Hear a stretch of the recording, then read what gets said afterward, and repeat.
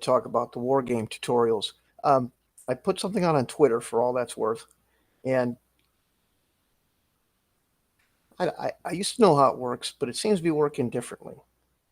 The people who liked the tweet about providing Wargame tutorials, I assumed were interested in Wargame tutorials. So then I never heard from any of them again. And so I just thought I thought I'd tag them. I normally don't do that. Some people find it intrusive and stuff, but I just I get that often. So it was a picture of I put along with it just for S's and G's.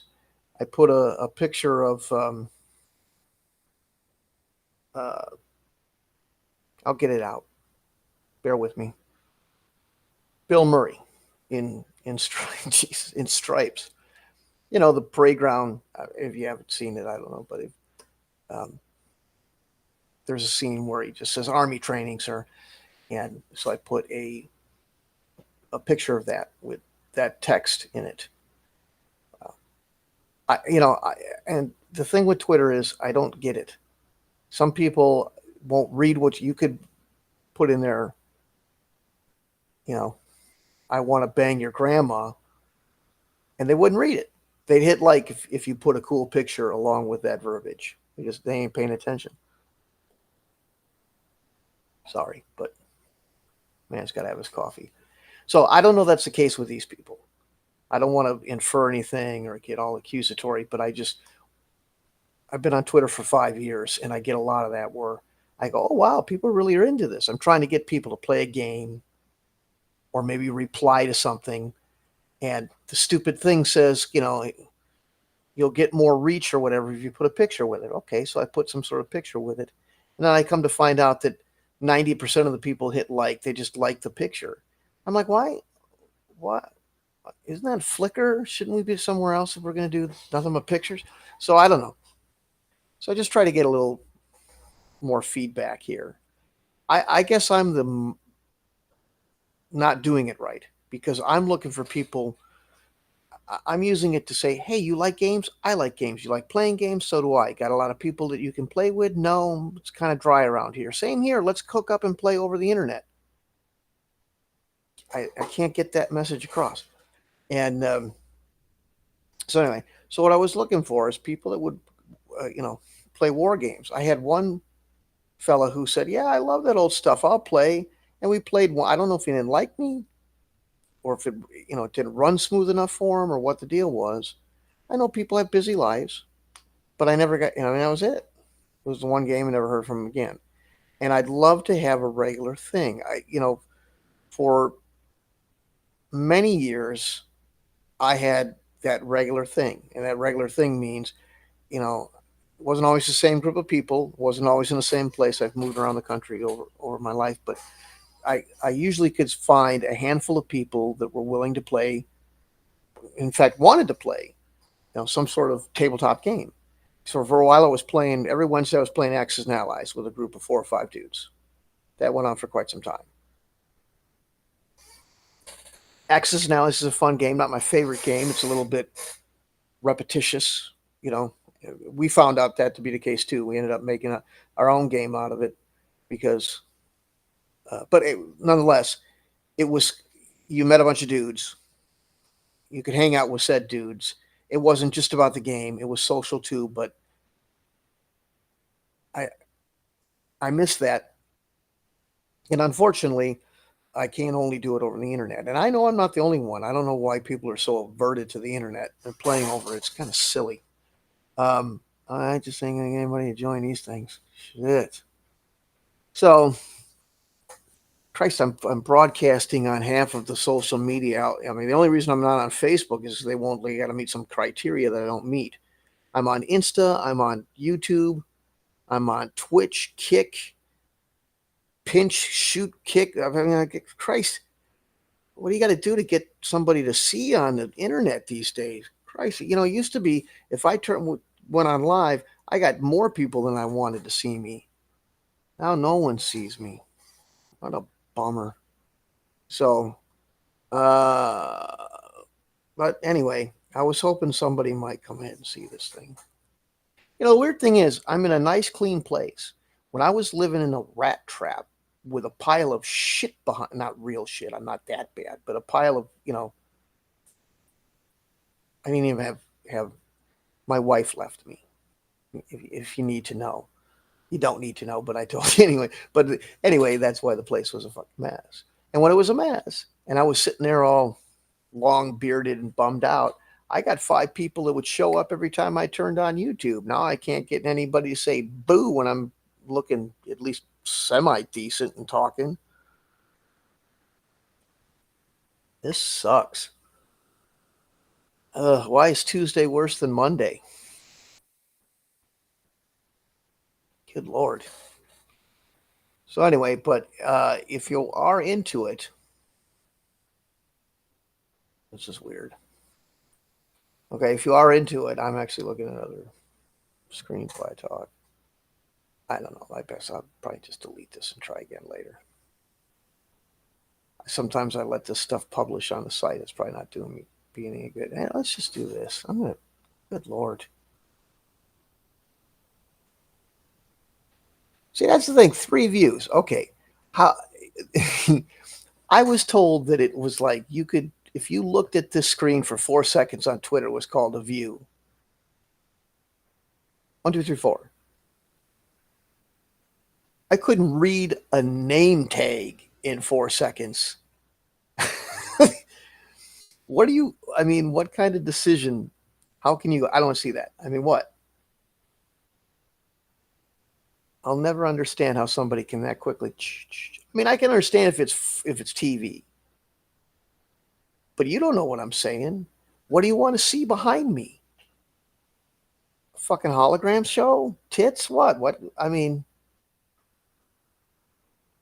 is it really because I don't have a background? Anyway, uh, what I'm trying to do is, if you're interested in wargaming, or you think, hey, uh, that looks interesting, or looks like it might be fun or kind of cool, but I've heard they're extremely hard, or oh god, you fucking people are already gone. Christ.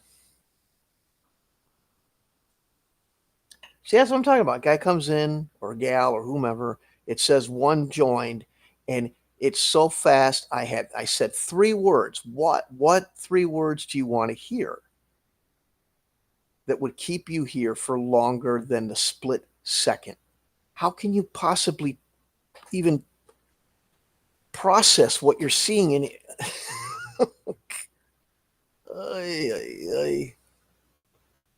Anyway, let's do this.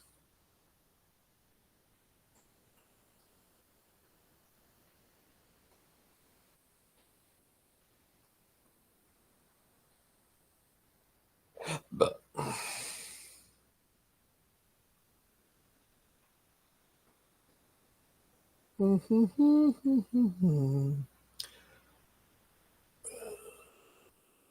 did I go bad? Is that one of the problems? Okay, anyway. Um, so yeah, if you're interested in wargaming, but you're not really sure where to start or whatever, it just seems like it might be too complicated to deal with or whatever, we can make it a little bit easier. I say we, but but I sit down and learn some basics. I got the whole thing written out. I tried it a couple of times already on some folks, and we'll go through some of the things that uh, identified by group as being some of the more.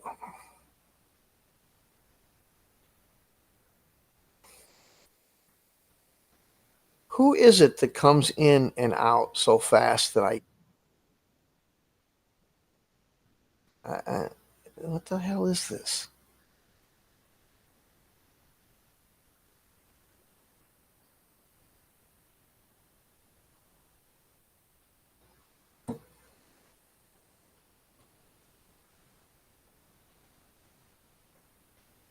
Hmm. Okay. Anyway, I don't know. There's somebody that's there, but I can't get them to respond. That's why I always have problems with this sort of stuff. So, um, anywho, the idea here is just to give tutorials should be fairly self-explanatory.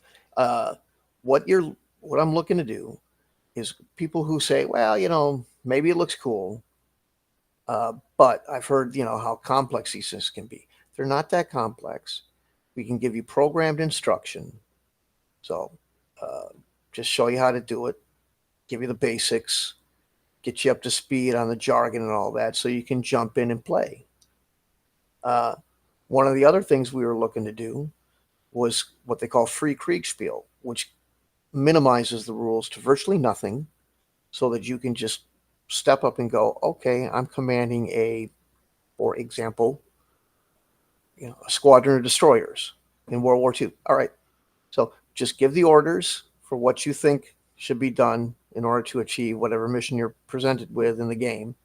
And the results are taken care of for you. And you don't really have to know anything. I mean, you have to know about destroyers a little bit and the war and the history and all that. You can't be completely devoid of knowledge. But as far as having to learn some long-winded book full of boring paragraphs, and we can eliminate that. So you can jump right in and make interesting decisions and play in interesting scenarios without the headache and overhead of spending hours learning a system in order to do it.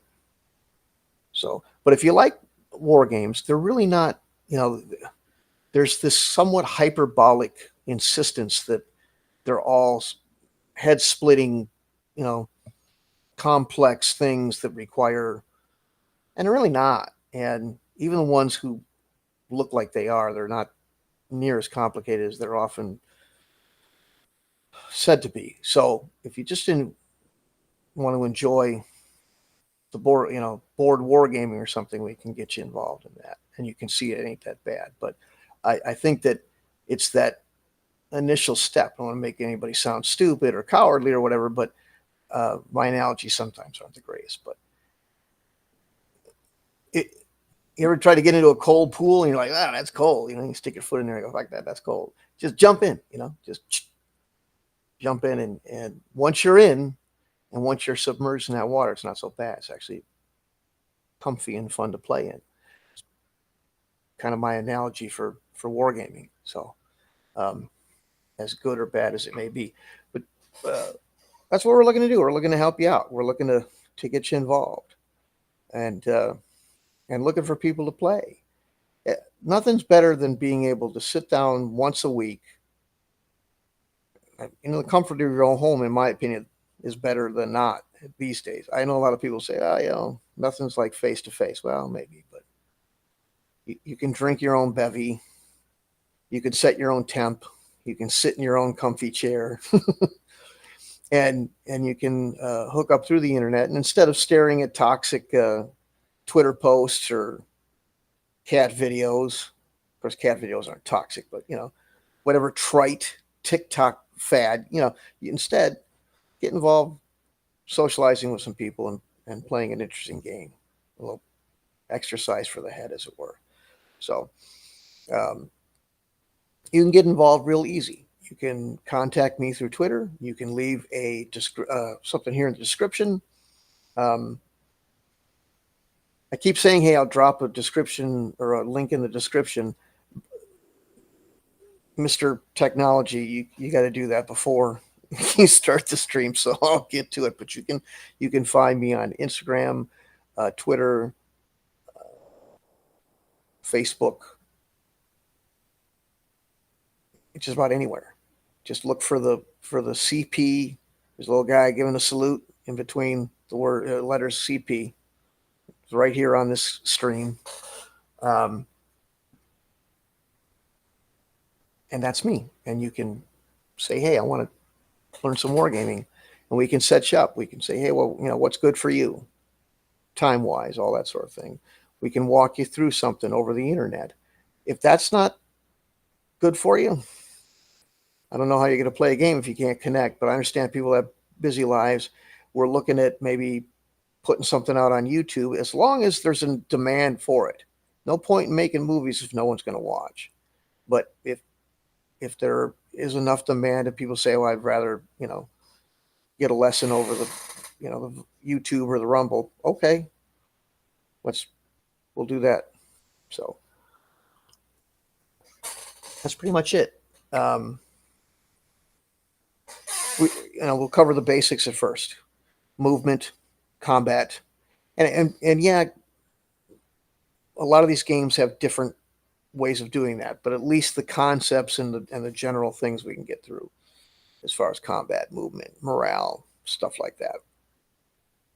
Maybe a little strategy and tactics too, so you can understand what you want to do. Once you learn the rules, you might still be like, well, I don't know what the best way to set this up is or anything like that. We can help you with a little bit of that, and then from there we can get a little more detailed and talk about maybe a specific set of rules if there's enough people that are interested in one particular set or something like that.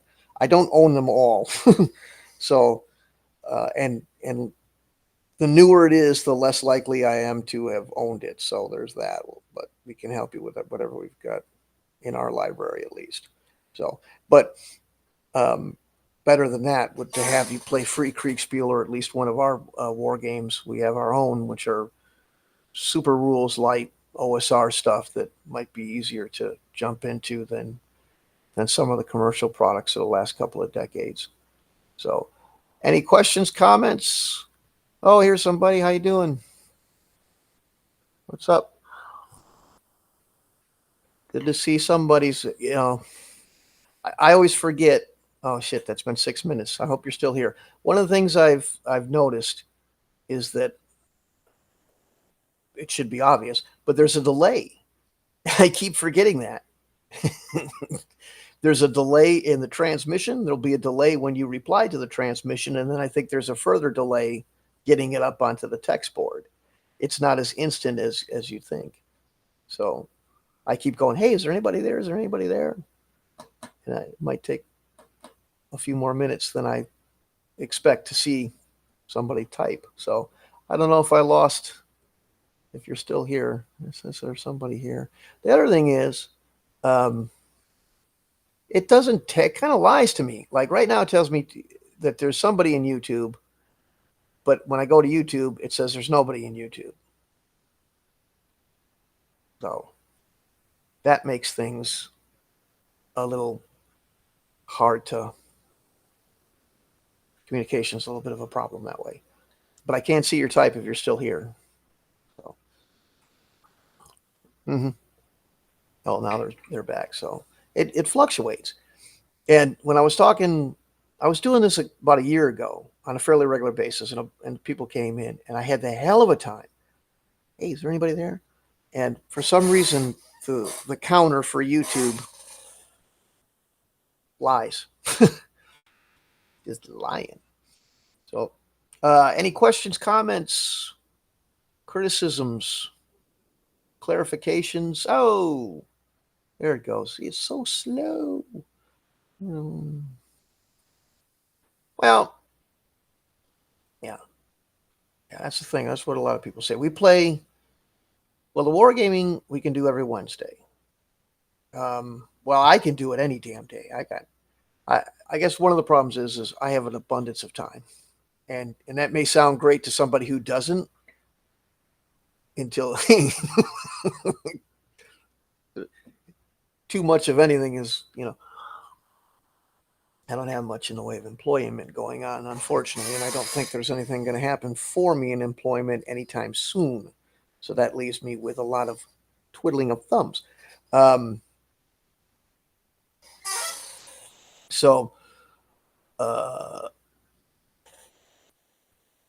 But yeah, that's another sometimes a myth thing is the length of time it takes. One of the great things about online, obviously, is that you could save it. So if you wanted to sit down and play some of these games before the internet, you better damn well be committed, or you'll be putting it together and then pulling it back up, which would happen a lot. We'd lay out some, like NATO from Victory Games. I did this a couple of times. I laid it all out. It was a pain in the ass to set up. Played a turn, and then somebody's wife came home. Get that shit off my off my table. I want to make dinner. So we do have that bonus. Um, so you can kind of pick away at it when time comes up. And that's the thing. I always want to do a weekly deal, where we may not finish something in a session, but we can save it. We can take notes, say, okay, here's where we left off next week, and make it kind of like a bowling league thing. But yeah, it's interesting. It's and we've got everything. We've got fantasy, we've got historical sci-fi. Um, so there isn't any stone unturned. I have a war game I'm looking for some more players for. It's Star Wars. It's played by post. That's another way to do things that helps save time. Take a turn by writing it out in a post, like a Twitter post, and then sending it in to the ref, and the ref, moves you accordingly and gives you the responses over a post and stuff like this. It's like playing by email, but you do it in like Twitter or Discord or something like that. So that's another way to look at it. But that's one we're doing Star Wars play by post. There's World War One biplane. There again, it's a couple of hours, probably, of playing one scenario, and the intent is to have like 5 or 6 scenarios over the course of a month or two, and that really leads into some role playing parts of it, and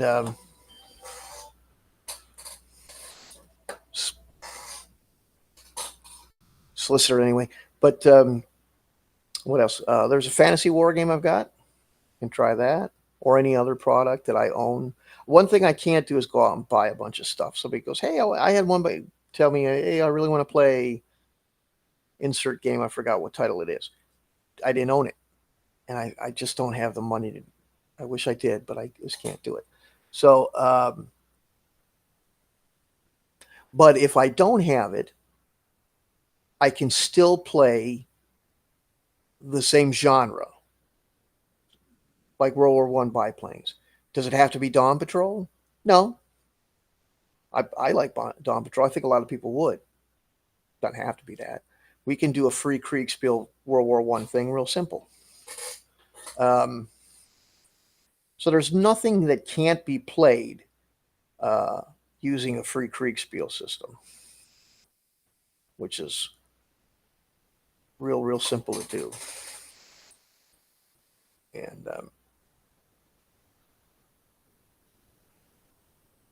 3 minutes. Wow.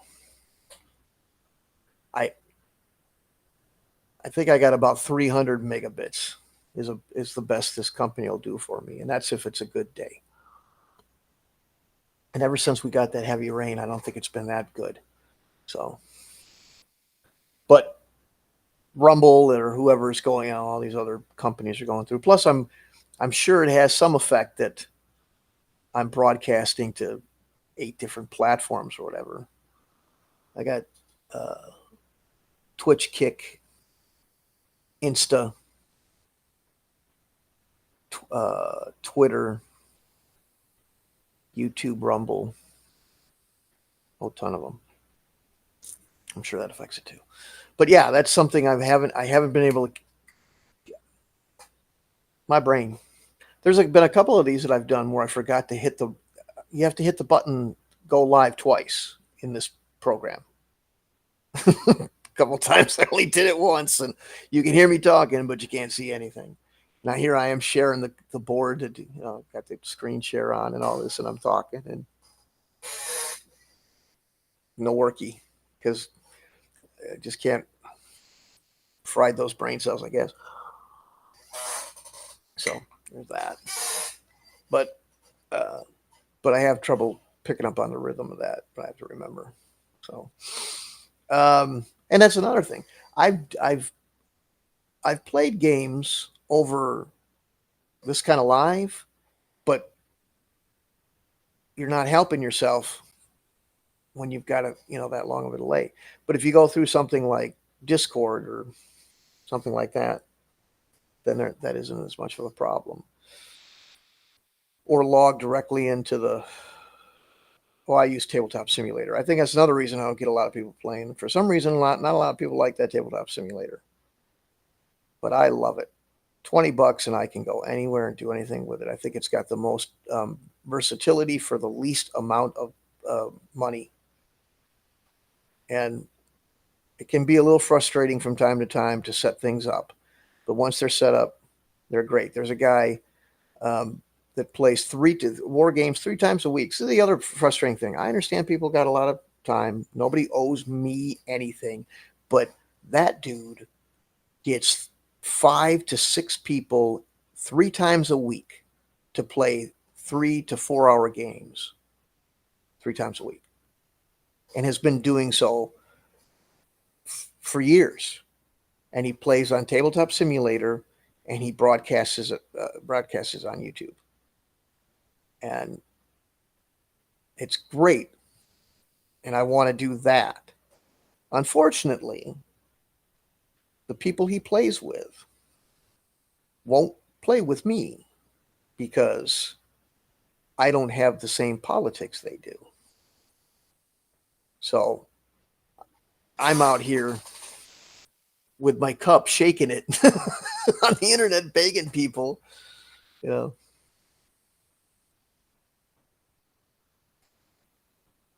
play. Yeah, it's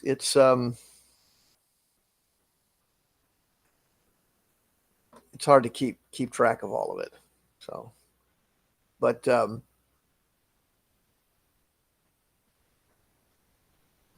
once I get out, I'll get it down. It's just little things like that. Oh, I forgot to hit this button. Oh, I forgot to turn on the background or something like that. But I'm always moving around on these programs. One thing, like I said, I do stick with is Tabletop Simulator. I love that one. So I just think it's easiest. And you can play it over the internet. Like you don't have to own it. You could play it by me screen sharing, but then you've got this long delay. So, but for the free Kriegspiel, the more details, just the idea of free Kriegspiel was just that. To be free of rules. Kriegspiel was created in, which is just the German word for war game. That's all Kriegspiel means. It's a German word for war game. And it was created in Prussia during the Napoleonic times, and it was used as a training tool for officer cadets. And it looks just like every modern war game. There was a measuring device. There was terrain. There was a table to put the terrain on. There was little pieces that represented, it's a war game, man, just like every other one. But it was the first one. Charts and in a rule book and rules, and every piece was there. And then some people in America said the problem with the German stuff is it's too complicated. And it's hard to get our cadets to learn all that. There's mathematics. You have to, and German doesn't, it does now or whatever. Like there's a lot of Americans that know German and, the American commitment to Germany and all that. So soldiers go, I speak German. But but in 1812 or whatever, it'll be different. So not everything translates real literally. So it becomes a little bit confusing. So what they did is they came up with this idea, and they just called it free Kriegspiel. And it was, instead of having a bunch of tables to roll your attack hits on and stuff like that, you had an instructor who was a combat veteran who looked at the situation and gave his best estimate as to what the outcome would be based on his experience. So they translate that into gaming and just being some people would say, well, it's rule 0. Well, kind of. But when I hear rule 0, I always think of a particular style of role play that is just, we don't need no stinking rules or anything. We just pull whatever we want out of the hat. And if you want to be that imaginative, that's your business. But this isn't just about raw imagination. This is about having a GM who knows what's going on, has some experience with either, we don't, not everybody's some combat vet or something, and not everything we play is wargaming, but we do it with role playing and with wargaming. But they have enough experience in the genre that they can just make a ruling instead of having to read a bunch of rules. That's pretty much what it is. So, um, so that's the idea, and it goes pretty fast. Here's the thing about wargaming too, and the time crunch.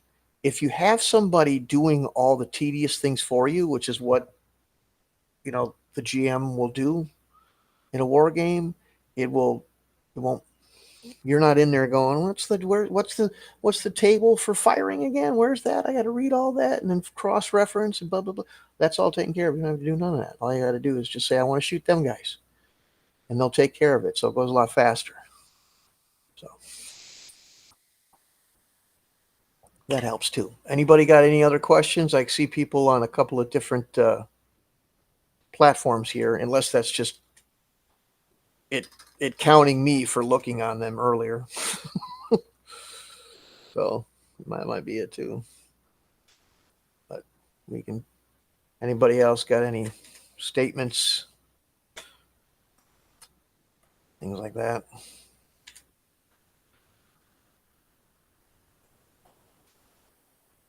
Well, anyway,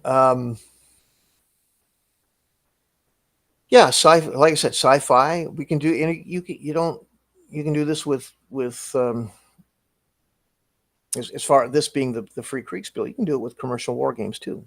Want to play BattleTech, but you don't want to learn BattleTech rules or use them because they're a giant pain in the ass. Remember 1984 playing BattleTech? You ever played BattleTech back in the day where you had to circle in those circles with a pencil? It's like taking an SAT test. Get rid of all that. We handle that kind of record keeping behind the scenes using Excel charts and stuff like that.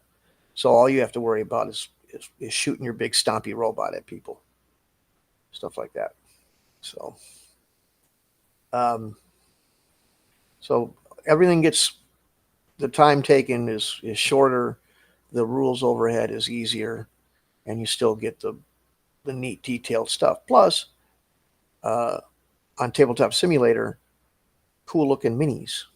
I mean, not as cool as the ones you can hold in your hand, granted, but still pretty cool looking. And you don't have to travel anymore or spend a lot of money. That's even a bigger bonus. So, let's see, there's at least one person left on YouTube, it says. We got somebody on Twitch. So I'm going to make a habit of getting on live around this time every day, trying to push my wares.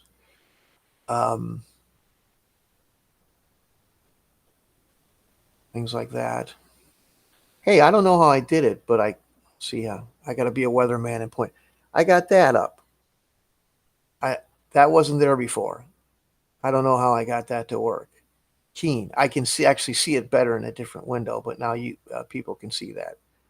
I don't know how I did that, but I flipped something the right way. Yay for me. I love a back and forth. I know it takes a long time to respond, but I love a back and forth with people. I love a conversation. Some of the other events that we're going to do that people can get involved with is I've got role-playing events. Got my own role-playing game. Was going to run that.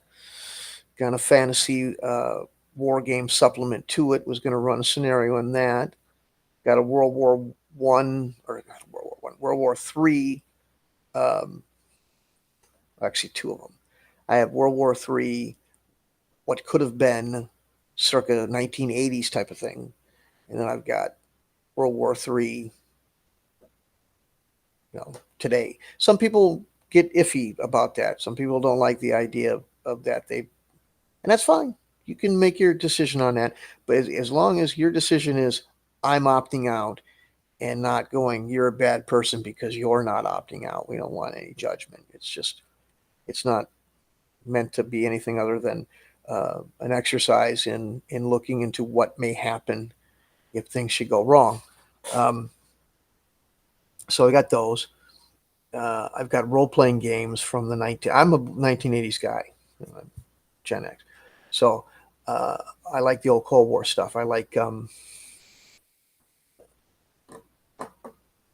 having a memory, which I don't have anymore. But I like Twilight 2000, and I've got some Twilight 2000 stuff. Uh, I'd love to run those kind of things too. But I also have these high level government LARPing type of role playing. Think of diplomacy, but for World War III, for modern times, where you play a portion of the government of some country. It could be America, Canada, China, whatever.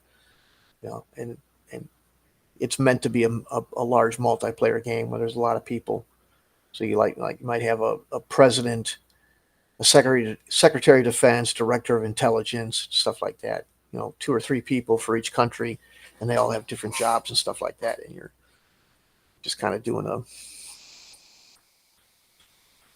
simulation of dealing with diplomacy, economic trade, and cyber, cyber warfare, that kind of thing. Um, Potentially full scale warfare if things go wrong. It's just kind of an exercise like that. So, um, yeah. So anyway, that's some of the things we're doing. Anything tickle your fancy? I can show some of it on the screen.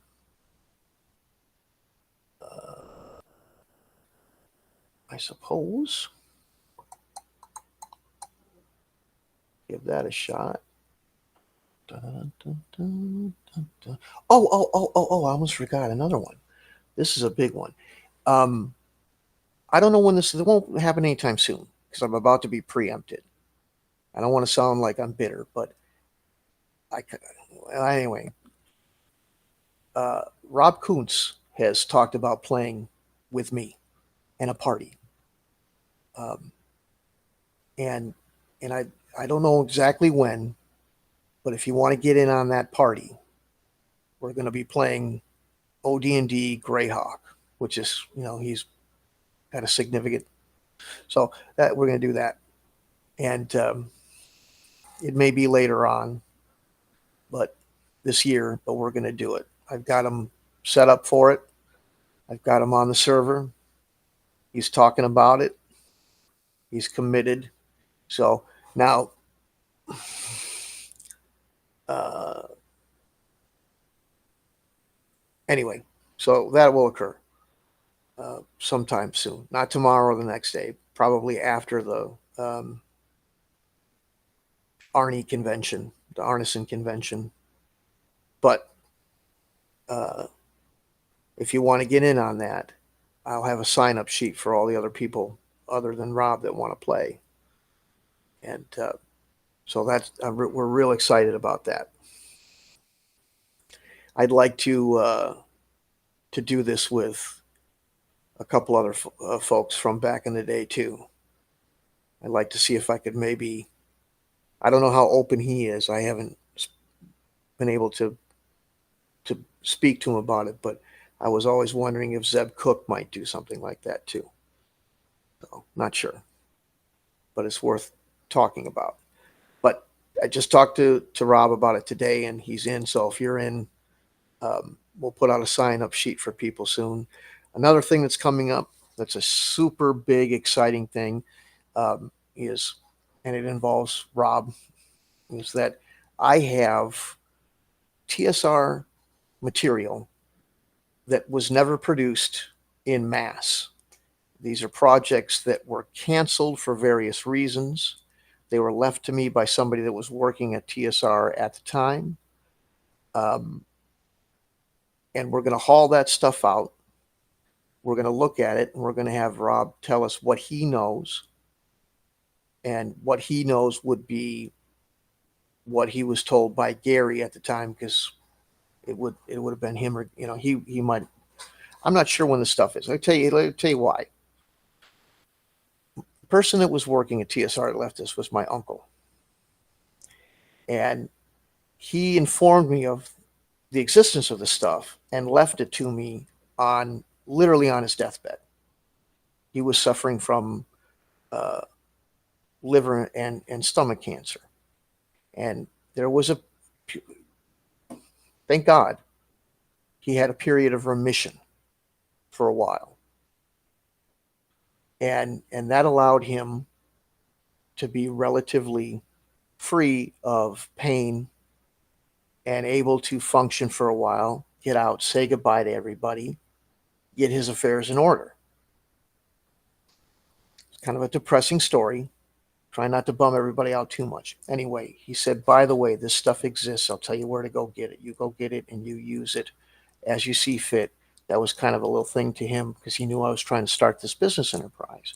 And all he could tell me, because by the time he got around to telling me about this, he had bigger fish to fry. He had 3 children to take care of, a wife and all that stuff. So no bitterness.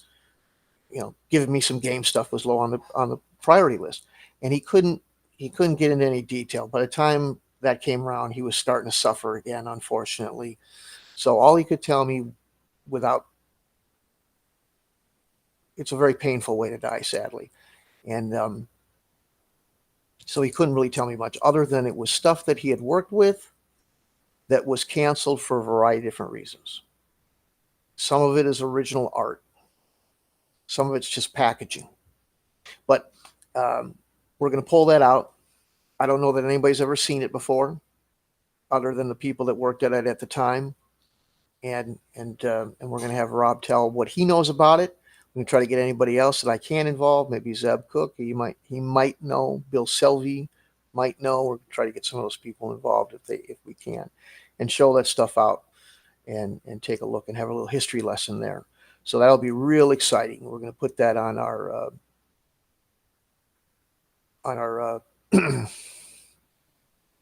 podcast called Campaign and Conquests. What's my favorite TTRPG that I've owned, and what's the difference between Wargames and TTRPG? Is it just customization of characters? Well, if you're still there, I hope you are. I know it's a long time in waiting for the transmission time and all that, but here's the thing. I am of the firm belief that the difference between TTRPG and Wargame is minimal, and that it kind of fascinates me that it's split as much as it is. At its heart, D&D was a war game, and still is. And some people don't, but the thing is what's really the difference between a brigade of soldiers fighting one another on a tabletop, which is what it started with. It started with people like Arneson and Gygax playing old Napoleonic war games. And then they decided that, hey, what was happening? Lotro was coming out, the movie, and they read the books and all that sort of stuff. And they said, we just want to try something different. So I mean, this is a very slipshod description. There's much more detail to it, and guys like Griffin, who does the Blackmore thing, can really tell you the details. But basically, it was, let's make a war game where you can play Lotro battles, and not just the big battles. What about those skirmishes, like fighting the troll in down in Moria and stuff like that? So even if you're 5 guys versus a dragon underground, pretty much everything there is the same thing as wargaming. The mechanics really aren't that different, anything like that. So what we try to do is try to bring that back. We're trying to take that divergent that largely was a marketing one, in my opinion, and meld it back together. There's a guy in the early 60s that kind of started doing this thing. His name was Joseph Mochhauser III. And he was talking about this. He says, the problem with wargaming is you have these little toy soldiers, but they don't have any personality. It'd be a lot funner if they did. And we agree. So, yeah, we take the customer character customization, of role playing and apply it to wargaming. So you let's say you're a company commander. Company commander usually has 2 or 3 platoons, sometimes 4, whatever. Okay, so if you're that guy in the American Army, you're Captain John Smith, and under you are 3 platoon leaders. So they're all NPCs. They have a name, they have a rank, and they have just a handful of RPG like attributes that can be used to influence the battlefield. Then the other NPCs, this is in our games, you have soldiers, and they don't all have names because there's too many of them for that, but they will have their own set of attributes. So they're in their own way kind of an NPC or a mob of NPCs, and you put it together. But in general, to answer your question more specifically about way things were or have been, is yeah, largely it's just been, your role playing is about a handful of people with some very detailed attributes, whereas wargaming is about large mobs of humans and vehicles that have a very general description for them all. First Division U.S. Army, has a combat factor, a movement factor, maybe a defense factor. That's about it. Just a couple of attributes, and it's 25, 30,000 people. But if you play D&D, everybody's got strength and dexterity and constitution and all that. So there's a lot to it. And a lot of things, mechanics that are used by RPGs can be applied to war games to fix problems war games have. So I don't really see why there should be the big difference there is, other than it generally appeals to different people. I remember when I first started playing, I started playing with war games. And at first, D&D was cool to a degree, but I wasn't really so much into the real heavy into the fantasy. I found wargaming, I found history more interesting. So I looked towards the war games, and so they were marketed to people who found history more interesting, and so they were more militant in marketing, stuff like that. But if you put one next to an RPG mechanically, there's a hell of a lot more similarity than there is difference. So what's favorite TTRPG that I own? Well, I honestly, as much as I love D&D because of the history and my connection to it, Star Wars, West End Games, D6, best thing ever, because I'm a Star Wars fanatic, old school Star Wars. I don't like Disney. I'm not a huge culture warrior or anything like that. I just don't like the direction they've gone. I wasn't a huge fan of a lot of the EU stuff either. I'm real narrow-minded. Well, narrow-minded makes it sound negative, but I'm very persnickety. I don't care about Yuuzhan Vong War or anything like that. That's kind of like, to me, that's not even really Star Wars. Lucas gave people these licenses to write all sorts of bizarre offshoot stories. I stick with stuff that I feel is in the spirit of the original, even in the literature. So I'm real picky about that, but that's just my personal vibe. I love West End games. And I'm usually not a big fan of dice pools and stuff like that, but I tolerated it and looked past it because I was so excited to have a Star Wars role-playing game. And then once I started playing it, I thought it was one of the better role-playing games at the time. And in general, West End Games is probably my favorite game maker. They made all sorts of great stuff. I really love the way that they did things back in the 80s. I knew Scott Pelter. He was a friend of mine. I exchanged emails and knew him personally and talked to him every time I went to Gen Con. We went to the same school, not at the same time, but we were pals. And up until he passed from disease, but love West End Games. Love it all. So, yep, they're war games and they're RPGs. I haven't even played all of them. I think they had a Gremlins one. I don't think I ever played that. I played Ghostbusters once. I played a lot of. They had Star Trek for a while, and I played that. And then Facet got it. I like Facet too, but West End Games, I love those guys. And they had the Star Trek for a while. Um, they had a Cold War, uh, the Soviets invade type of thing. Um, if you ever seen the movie Red Dawn, it was kind of like Red Dawn, the role playing game, uh, and that was a lot of fun. And they had a ton of great war games. Air Cav. It was called The Price of Freedom, role playing in occupied America. I never got to play enough of that, but I'd love to try. D6 system's just a lot of fun. It's easy and simple. And they had Indiana Jones for a while, if I remember correctly, but I couldn't get anybody to do that either. The only guy that would role play Indiana Jones wanted to LARP it, like LARP it outside, totally.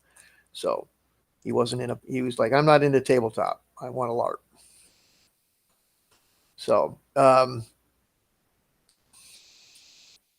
I own everything Star Wars.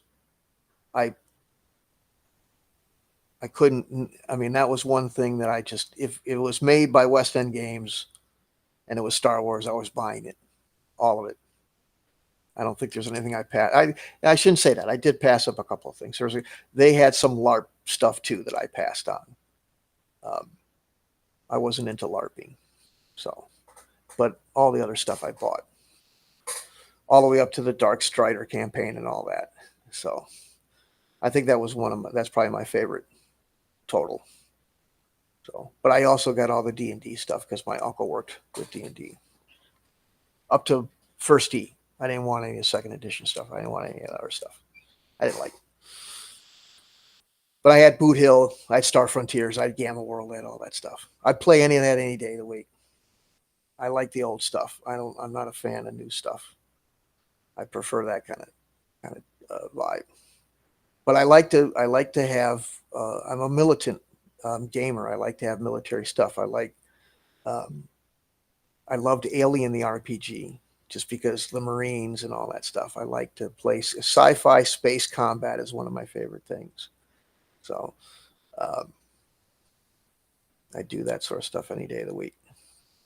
And I'm running right now. I'm running a West End Games campaign called Ash Worlds, and it's we play at. We've just changed it. We're playing Saturday at 8 p.m. because that works for everybody. And I've got a handful of gamers who just love it. And I quit for a while. I told them, I said, oh, it doesn't sound like it's anybody's having fun. I hear a lot of people yawning. And they said, we're yawning because we're as old as you and we're starting at 10 p.m. We were starting at 10 p.m. because we had one guy from Australia. And he was getting up at real early in the morning because of the time difference. And I thought they were getting bored with my DMing. And they actually, biggest boost of ego I've ever gotten is a bunch of people writing me on Discord saying, no, please don't stop. I want to play more. So we worked with the Australian guy. So he got up a little bit earlier, but not ridiculously early. And then that way the Americans can go to bed at a fairly reasonable hour. So we play from 8 p.m. I told him it's got to be from 8 till 12. I'm too much of a chatty Cathy. I got to have at least 4 hours. So we play 8 to midnight on Saturdays. West End Games, second edition Star Wars, and we love it. We're about a year prior to the original movie as far as the timeline goes, and it's all about being. It was about the beginning of the rebellion. I wrote this campaign a lot of years ago, prior to Disney making Andor and anything like that. And I said, no one's ever going to tell this story. And it's really the story I wanted to hear more than anything else. So I pieced it together with some different types of information and things like that. And the idea was, how do the rebels form? I mean, beyond just the general, okay, these senators didn't like Palpatine, so they did this, that, and the other thing. I wanted more details. How do they get their weaponry? Where do they get their personnel? Where do they train? what happened before the movie. How did they get to that Yavin base? All that kind of stuff. So we started with that. So we started with a world that didn't have the Rebel Alliance in it, but you were just different portions of resistance cells. And then they came together. And then the treaty was signed. And then they became the Alliance. So now you're the Alliance, but you're one of the first Rebel units. And you're out there looking for intelligence. You're looking for weaponry. You sometimes steal ships. Or you liberate political or war prisoners, stuff like that. There's been a couple of sabotage missions. So, and you have to go in and deal with the Hutts from time to time, make deals with them, but there's some Hutts that don't like the group at all. They've made a lot of enemies, so they're dodging bounty hunters from time to time, stuff like that. So, in fact, next week they're going to get jumped by some bounty hunters, and they don't know it yet. It's going to be wild. I got a real big one set up because I was so happy that everybody, was like, "No, you're not boring. We love it." I just didn't piece it together that people were getting tired. I just assumed they're going, "Oh, this is we've been playing this." We started on October of 2022. We've been playing a long time, so I figured people were just starting to get sick of it. So when they asked me to start it again, I'm like, "All right, I'm turning up the heat, baby." So now it's gonna be mega. So there's gonna be this giant space battle. They're gonna get. They're going into. Well, they might be listening, so I don't want to tell them any more than that. But there's going to be a big fight. So I forget they're subscribed to the channel too, so I don't want to give it all away. But it'll be a lot of fun. And so we're doing that one. And what I'd like to be able to do, and it's a pipe dream, but what I'd like to be able to do is have a game being run every night of the week and on my Discord server. That's what I'm looking to do. I have my own systems, and I'm trying to get people interested in gaming by playing games they like, and then maybe take a look at the games I'm making and see what they think, and maybe trying to get some sales out of it. I've got systems for I've got a GURPS like system with a fantasy war game supplement attached to it. I've got a post World War II war game system. So I've got another World War II role playing / war game hybrid, completely different system that I made prior. So I got all this stuff. So my role playing game is called Paracosmic Convergence, and I'd love to get a party of people to play it. And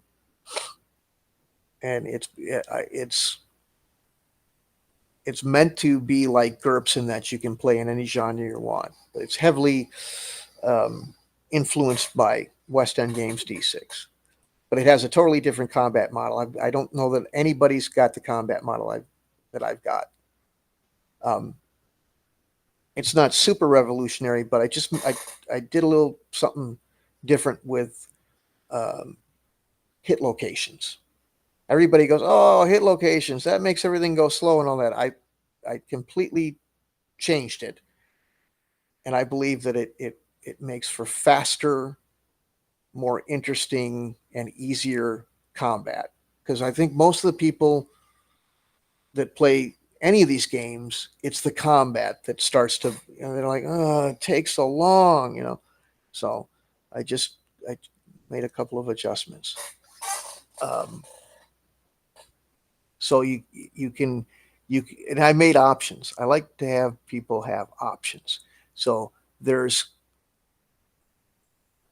a couple of different ways to do it. And I think at one point one or the other will win out. So I think what I'm going to do is, instead of putting two options in there and confusing people, I'm going to offer the options when I demo the game and just get like a feedback, where they call that, focus group, and then do all there. But one is just two rolls and one is just one roll. But the one roll I think might be a little confusing for people. But even with just two rolls, it's super fit. It's not like D&D where it's like, okay, well, What are you attacking with? Well, I'm using my +2 sword, All right. And then you roll and you check the armor class and all that crap. And, oh, you hit the Minotaur with your +1 sword. Oh, I got 7 points of damage. Roll and write it down, and it's all about, how much damage you're doing. I want to hear, Thundar swung his mighty sword and cleaved the arm right off the Minotaur, or ran the enemy through. I want that kind of combat. So that's what I did with mine. Try to get the numbers out of it, at least some ways. So you don't have hit points or anything like that. You have damage that's much more realistic, cuts and stabs and stuff like that. So that's what I did with it. But I said it. I have campaign settings in it, and the paracosmic convergence, and what that means is paracosmic is a term that means a land of make believe. It's a fancy psychological term for a children's land of make believe. So what I did is I made campaign settings that were all based on the stuff that me and my childhood friends played that I can remember. In fact, the first campaign setting is just my childhood neighborhood converted into a fantasy setting. So, and inside each setting that I make, there's at least one porthole, and the porthole leads to one of the other settings, like a network. And they're not all, like, one's fantasy, one's Western, one's modern, one's sci-fi, one's horror. The horror ones,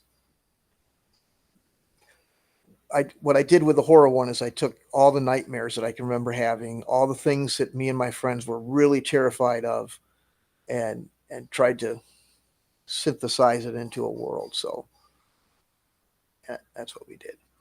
And then people can make their own. I have tables for people to roll up their own continents or whatever. And I encourage people that if they play and they want to be a DM and make their own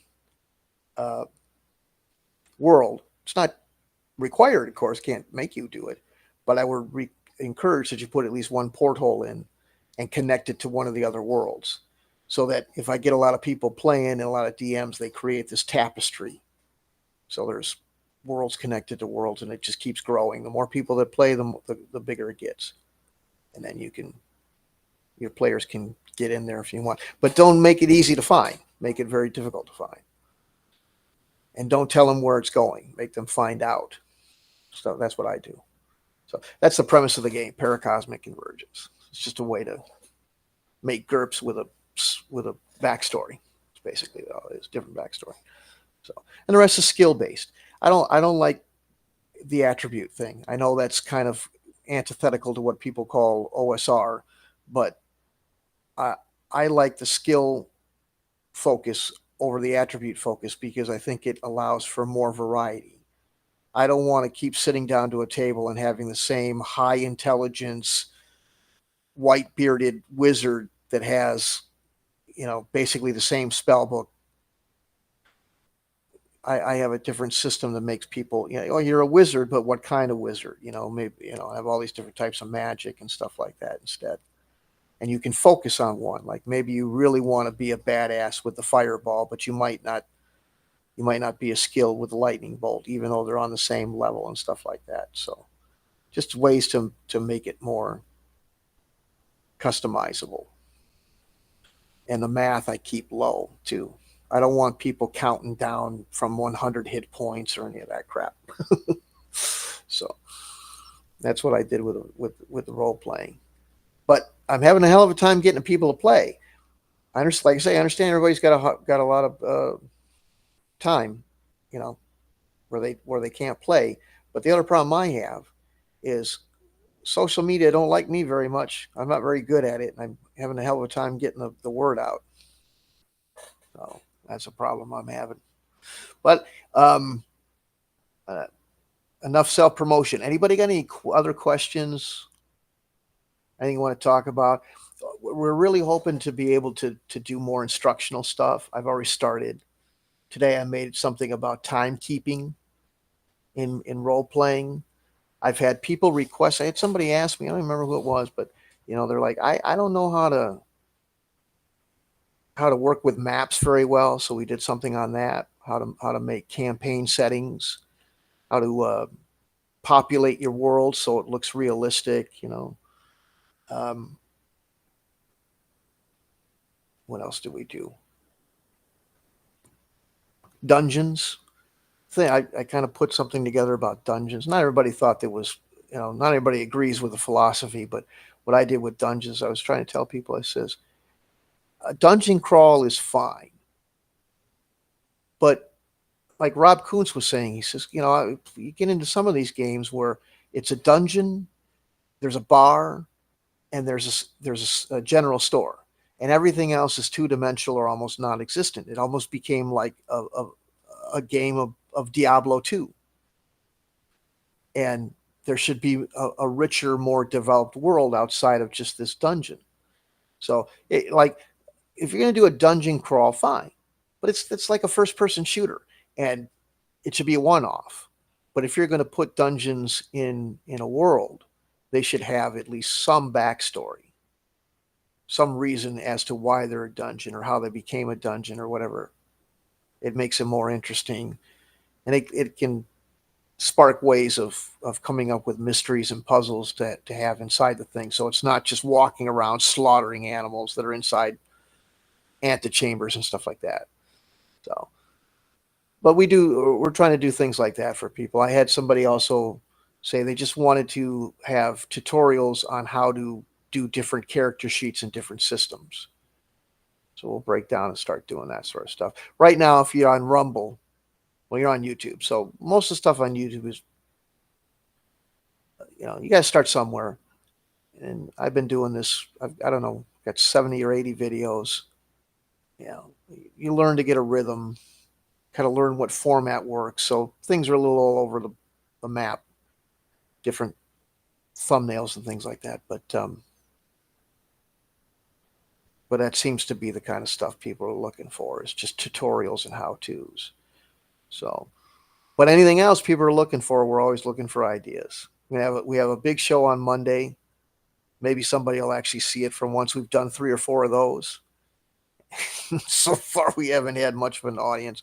But I talked to people who are streamers for years, and they said, that's the way it is, Jack. You got to, you'll spend a lot of time talking to damn near nobody before. He said, and then all of a sudden it started to click. Once you got a couple people that came regularly, then a couple more came, and that was it. But it can be a dry run until you break out. So, but we're doing that.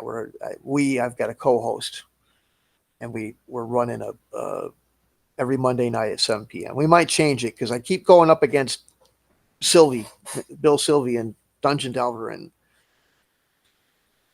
it's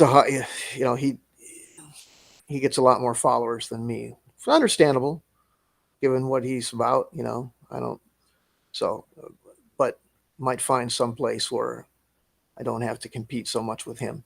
But I mean, I have confidence in what I'm doing as far as material, but he's been doing it longer and he's got a long following because he's a TSR alumni and all that stuff. So, which is fine. He's nice. People like him. He deserve it. But but we'll keep trying. We've got a couple contest ideas and stuff like that. So, but anybody else out there? I see somebody else has joined YouTube. Welcome. Thank you. Anything you want to hear about? Anything you want to talk about? Questions, comments, criticisms? People are finally showing up. That's great. Been going for an hour and 10. I got nothing but time. I'm just trying to keep the door open and get people through. So, anything else? Questions? Remarks? I'm better when I play off of people and they're talking. So I've already given the spiel on the on certain things, but I mean I can do it again if people want to hear it. But somebody on Twitch, stuff like that. Anything? Anybody? Anything? Nope. Well, anyway, so what else? We're still, I've been trying to figure out if websites are even used anymore. That's another thing I got to figure out. Yeah, and it doesn't like me. Here's another thing. I've had this account for that. Well, I started with Twitter, and I've only, I didn't get on Twitter to sell anything or even talk about anything. I got on Twitter because one day I was bored and I kept hearing about the damn thing, and I go, all right, I just got to know what all the hullabaloo is. And I log in, I go, okay, well, all right, this is kind of weird. So I looked up Tom Hanks, and he was talking about what a great custard pie he had just had or something. I'm like, what the hell why is this so interesting? So uh, then politics came up, and Mr. Brainiac's like, well, here's my opinion. And so, uh, and Twitter's hated me ever since. But I did get about 300 followers in the first couple of years, and I'm like, maybe I should start over because I kind of biffed it by being a stupid and talking about politics, and the numbers kept growing. So I says, I don't want to give up what I've already earned to have to start over back at zero. But I think I've been kind of kicking water uphill because I think I'm permanently marred because um, I got a big mouth. But and now I saw people, and God bless them. I'm not jealous, but I know that it just means I know how bad off I am because I'm not that like I saw a gal that joined in July of last year, something like that, and she's already got 1,000 more people than I got after 5 years. So I mean, I'm not that. So, but they don't. I don't think they like me, and maybe at some point I should start over with Twitter. But I've gone into every other platform, and at least with Twitter, as I started getting people right away. Maybe it was just lucky I was at the right time talking about the right thing, but I've been on Insta and I get a couple of people. I went on Threads and nothing. Nobody's there. Nobody wants to talk about it. Um, but yeah, it's a rough go. So I got other places I got, and that's the other thing. There's so much of it. You can't even keep up with it. Like I've got Substack and Blogger, and I can't even put stuff on all of that in a day. I mean, I just got done telling everybody I've got a lot of time, but not, I want to go eat lunch or something. Um, so we'll see where it goes. But that's why I was thinking maybe a website might help. But do people still use those? I don't know. I got a forum. I got so sick of the algorithm stuff. I got a forum, like an old 1990s forum. And I kept trying to get people to see that. But the only way I can tell people I got a forum is to tell them on social media and nobody sees it and all that. But I think that's a superior way to go because you don't have to, are you going to see a advertisement? Sure. I can't pay for it. I'm dirt poor, but there's no, I mean, I've got the banhammer if somebody puts on kitty porn or something gross, but it's not like TikTok where you're afraid to say the word gun. and that way everybody can just, reply and have a conversation that isn't broken up by, the algorithm or whatever. So I'd love to do that. That would be a superior way to talk the hobby, but maybe a website would help as far as selling my wares. There's been people that have followed me for years that go, "What? You're a business? I didn't know that." And I'm like, it might be because I talk too much, but about other things. So, but yeah, I just wanted to. I mean, I don't want to make a lot of money, and I'm not trying to charge people a lot of stuff. The stuff I make is, I've always gone through the hobby this way, without a lot of money. And I mean, I'm not looking for a fiddle or anything like that. I certainly wasn't oppressed or poor, but I just didn't have a lot of extra money. Um, so I had to make do with certain things. So I like, you know, to me, the golden age of wargaming and RPG was going to your friendly local game store and buying pamphlets that look like chainmail or OD&D. I used to have all sorts of those size books, and they were between $5 and $8 or $9, and they had everything you needed. Very few of them were some library worth of supplements that you had to buy along with them. There were exceptions, but there was very few of that. I had a war game called Armored Attack, and it had not every, but it had the vast majority of World War II vehicles, stats, and some rules. Instead of $7.95 in 1984, as opposed to wargaming. If I talk to you about wargaming, if you play wargaming with me, you won't need to buy this kind of investment. But I went into a hobby shop and said, hey, I keep hearing about this Flames of War. Everybody wants to play it. You know what it costs to buy into these games? And then that's just to buy in. A couple $100, core rules, some miniatures to start with, the paints, the paint guide, and then that's just the beginner. And that doesn't even get you on the board yet. That just gives you some stuff. Now you got to go buy a $30, $40 glossy book for the unit you want, just like Warhammer. Here's the faction you want to play. Now go buy a bunch more. And rinse and repeat every time we decide to change things up. And it was money. But with me, the expense was buying the miniatures. That was where you really had to dump the big money. But with the rules, it was just a pamphlet that you brought to simple, 30 pages tops. And that's what I want to do with the stuff I'm doing. My role-playing game is going to be a little more than 30 pages, because it's got all of that.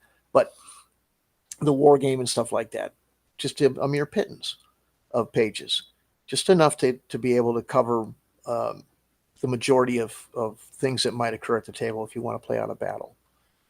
And with all the information you need, for the most part, I can always think up something later and break my rule and give you a supplement if more people want it, as opposed to making a scheme where you have to get it in order to stay relevant or get enough things.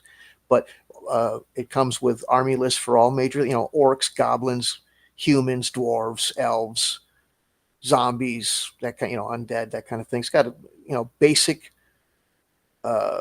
army lists for all the major, and you can just go and do whatever you want. It doesn't have to be, well, this is all Warhammer Fantasy, and I can only play Warhammer Fantasy with it. If you want to use Warhammer Fantasy miniatures with my game, sure. It's set up that way. You can play with whatever miniatures you want. So I like that better. And so it's inexpensive, approachable rules. Are they art heavy? No, that's kind of another drawback. Most people want to see glitz, glamour, big 8.5 by 11 glossy photographs and stuff like that. Well, that's why those books cost $30, $40, $50.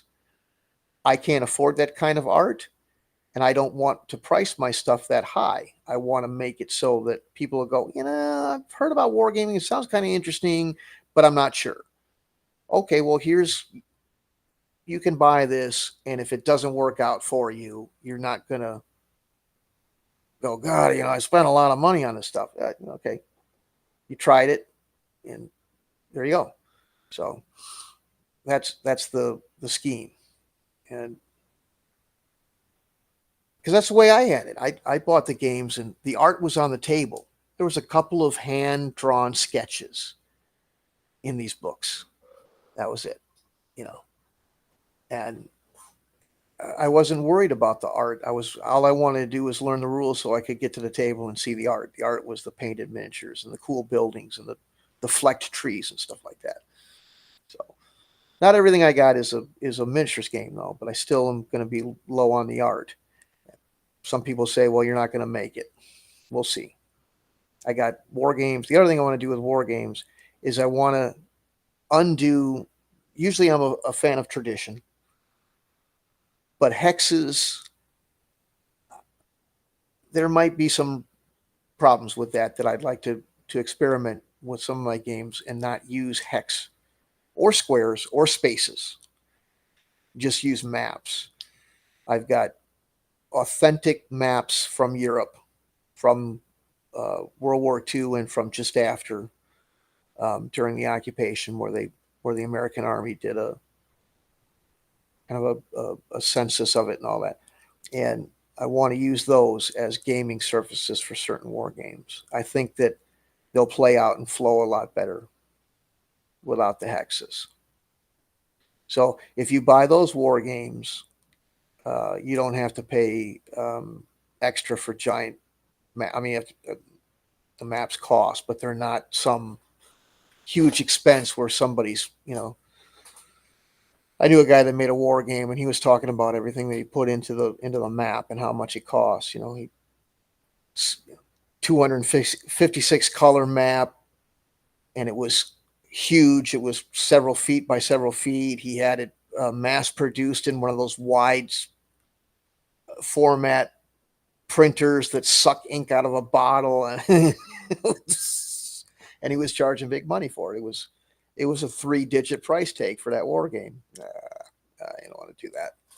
I want people to be able to buy it and stuff, so without thinking twice.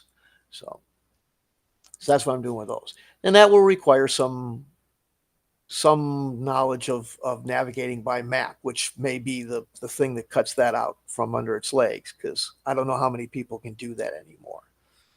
It used to be a merit badge when I was young. Now everybody's got GPS, so I don't know. We'll see how that works out. But I think it plays better that way as a war game for a variety of reasons.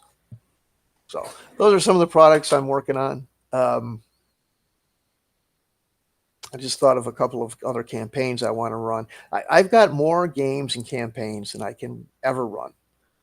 So what I do is I put them all out, and I hope that some of them get filled. I'm just hoping that, I let the public vote. Here's all the stuff I want to run or can't run. Which ones fill up with people first? Those are the ones that'll get played. So far, because I can't get the word out, I can't get anybody to play. But I have a sci-fi story that when I say I wrote, that's kind of, I had these big plans with a friend of mine to write 3 novels of a sci-fi story that we were fleshing out. And it sounded like a great idea until it came time to write an 800-page novel. Don't have the time, don't have the skill, don't have the patience for that. So that never really worked out. So we got as far as writing one and all the outline for the whole story, which we spent significant time on. We made some maps of the world, some sketches and stuff like that, and fleshed out the world pretty well. The people who live in it, did a lot of lore and things like that. But when it came to actually, writing dialogue for characters and stuff, so I said, what we've created would be great for, an RPG setting. So I've got that setting as well. And instead of telling the story through, a novel, decided that make the story a world that people can explore by playing it through an RPG. So we've got that too. And this was a long time ago. And at the time, the whole sci-fi dystopia thing was hot. Everybody was writing those stories and everybody was into it. Now everybody's like, well, I've kind of had enough of those.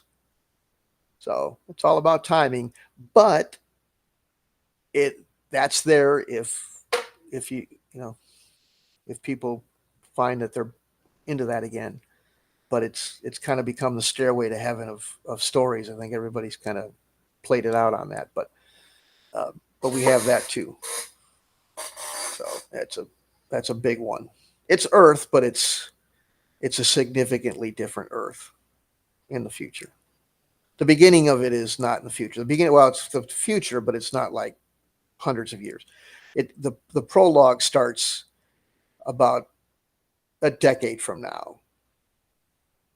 And So that one you could play that with like Twilight 2000 or something like that. But then after that, I was thinking of either using my own RPG or using Gamma World. So anybody got any other questions, comments, statements um, about this stuff? Anybody interested in the tutorials for wargaming? Would you? I still, to me, learn by doing is the best way to have. But maybe some people would rather see that on a like a YouTube video that they can watch over and over or watch at their convenience. So, what do you think about that?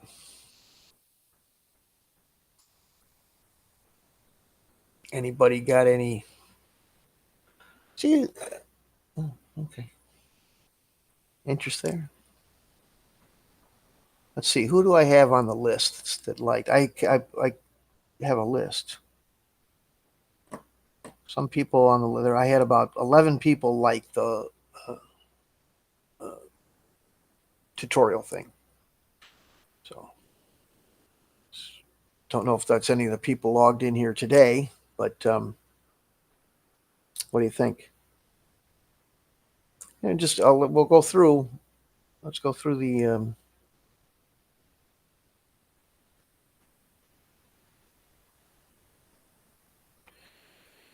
All right. So what I had. Um, Bum, bum, bum. Get up to the top.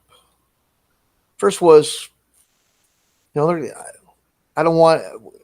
I thought it was clever to make them like classes until I started thinking, well, you don't want to equate your shit with being in school because most people weren't having fun.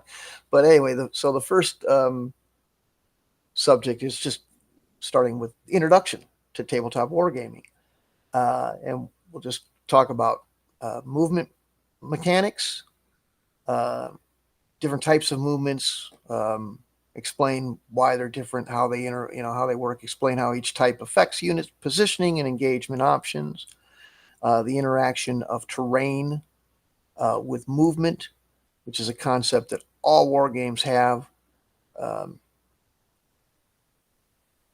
and then get into very basic combat mechanics because combat mechanics can be significantly different from war game to war game, but um, there are some basics that tend to be in all of them. So we'll go through that, explain it a little bit, um, and then get into morale mechanics, which is the same as morale in RPGs. Some people said they had enough of this fight and they want to run away, stuff like that. So that would be kind of the introductory one, and then we get into talking about uh, how you play through one, sequence of turn, uh, some of the different concepts behind um, the way turns are structured in games, uh, and then move on to probably one of the things that I hear most people talk about in wargaming that makes it unappealing to learn, or I don't want to say intimidating because I don't want to insult anybody, but um, but it's terminology and jargon. If some people don't, there's a lot of acronyms, there's a lot of, phrases and vocabulary to learn. So we kind of go through that and explain a few of them. The most common, it helps people a lot. Then we'll jump into some visual. This is the part about doing. So this is better to have people logged in to some VTT to do. Um, but there's probably a way to do it without that. But visual examples, just going through some um, basic scenarios of what we're talking about and show it playing out using models on the board and examples of play in real time, things like that. Then I was going to do another week where it was talking about strategy and tactics and stuff like that. And, just how to play them in general. Because I think that's a lot of things. People go, well, I can learn the rules, but I'm no good at tactics. I don't know what any of that means. I don't, that sort of thing. So give you some basics on that. Um, Try to demystify and simplify the mathematics that are involved with tabletop games in general, because there's plenty of that with role playing if you go the right direction. So we thought we'd go through that. It isn't going to be a math class. We're not going to teach you how to, carry the one. We're not going to treat you like you're, incompetent in basic remedial arithmetic. We're assuming you've graduated and all that, but just kind of talking about why it's used, how to mitigate it, and just some basics there,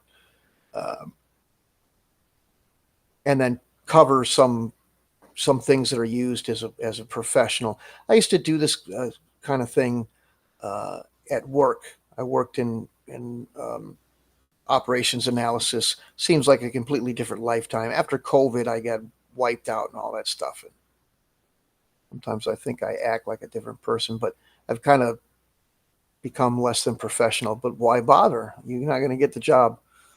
I'm a little bitter. Don't worry about it. But anyway, I used to do this kind of thing professionally, and some people find that professional stuff interesting. So it's not really a tutorial at that point, but just kind of talking about some of the professional things, statistical models and simulations and things like that. Just thought it'd be an interesting subject to do as part of this program. That's just kind of go that direction. And then from there, once we're going to just call that kind of basic training. And if it's successful, if people are into it and they come regularly or view regularly, at that point, we'd like to stop and say, okay, now we've gone through the basics. Now this is the tip of the iceberg's been chopped off. Where do you want to go from here? What do you want to learn? And just kind of take like I said, like a focus group and see what direction to go from there as far as what people are looking for to learn in any type of advanced,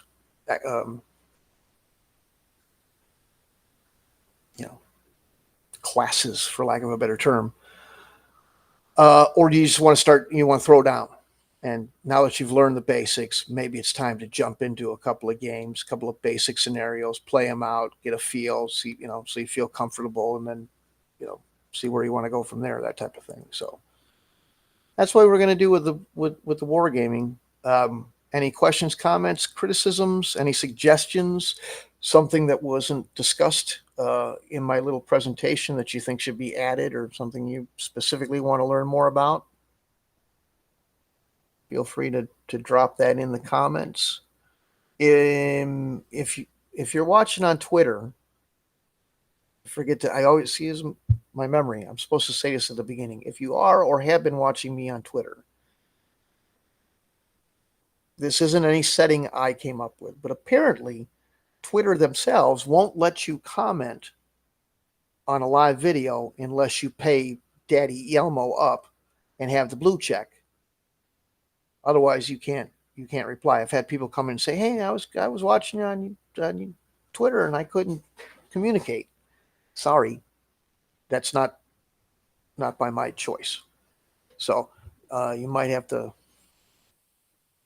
find a, YouTube or something like that to talk to me, or just click on my screen name up above the box in Twitter, and that should take you to my timeline where you can DM a question or a comment.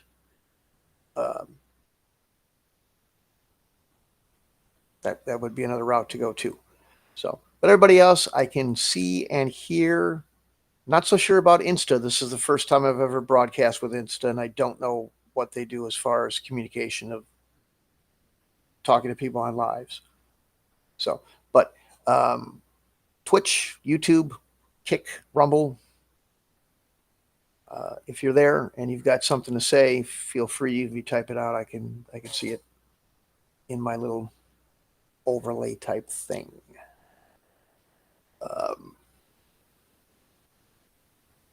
And I know I got to give you a minute. So in the interim, I think I have covered all the bases as far as games being played. Well, that's on tabletop. I I used to be bigger into video games. There's a couple reasons I'm not.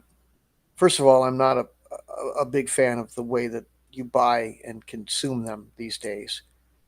I have Steam, but I'm not super thrilled with that. I don't like downloadable content. I feel like I'm paying for portions of a game in installments. Not not happy with that. Um, but so that's cooled my heels on. Plus, I just don't have the money to to keep upgrading a computer. But every once in a while, there's a video game that'll come by, and I'll go, man, I wish I could. I've seen them come and go. There was one called, what was the name of that? Some first-person shooter for World War II that looked super awesome.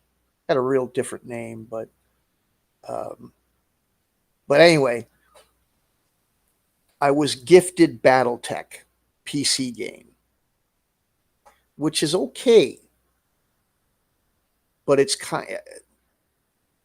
I have some criticisms of it too, but I've been playing it through, and I've been streaming that. So if you ever see that, or I should do it on a more regular basis, or at least have some time of night. The unfortunate thing for me is that they tell you that social media, you need to be consistent, and the house that I live in doesn't really allow that.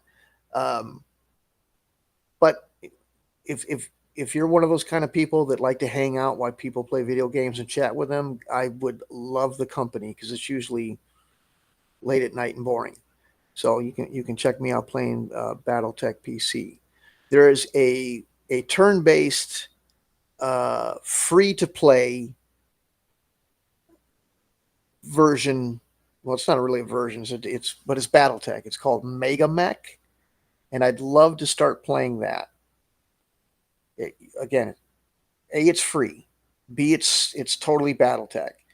Um, it apparently has some license to be legit because it's got all the real mechs and everything like that, and it can be played multiplayer.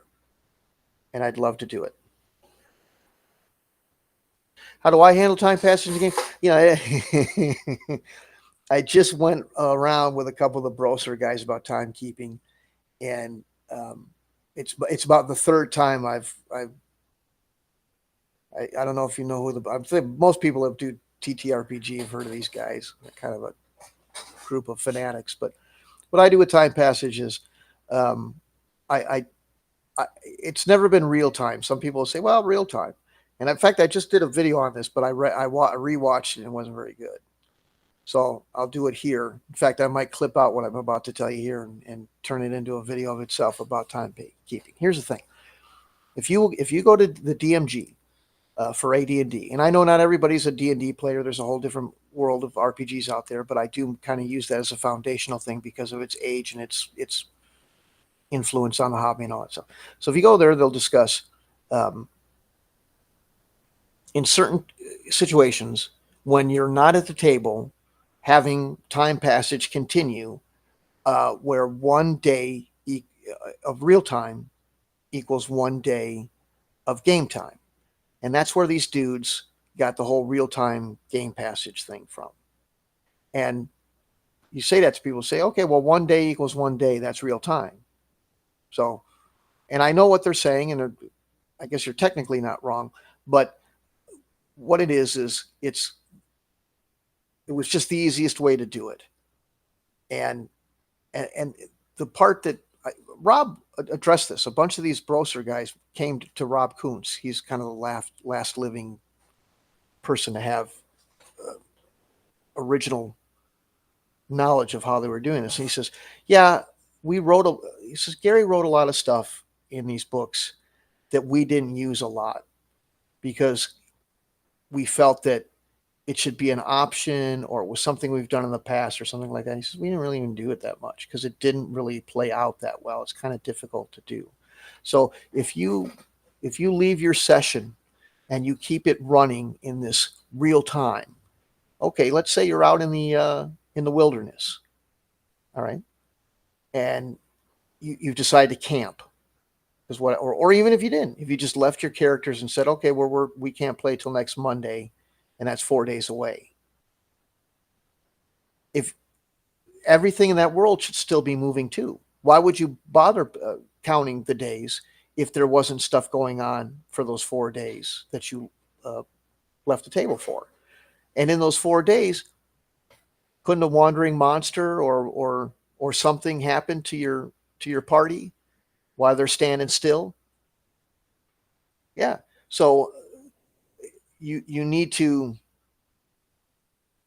What they did in some cases is they did the old school version of play by post, where they would get on the phone to one another on a regular basis throughout the week and make updates based on elapsing time.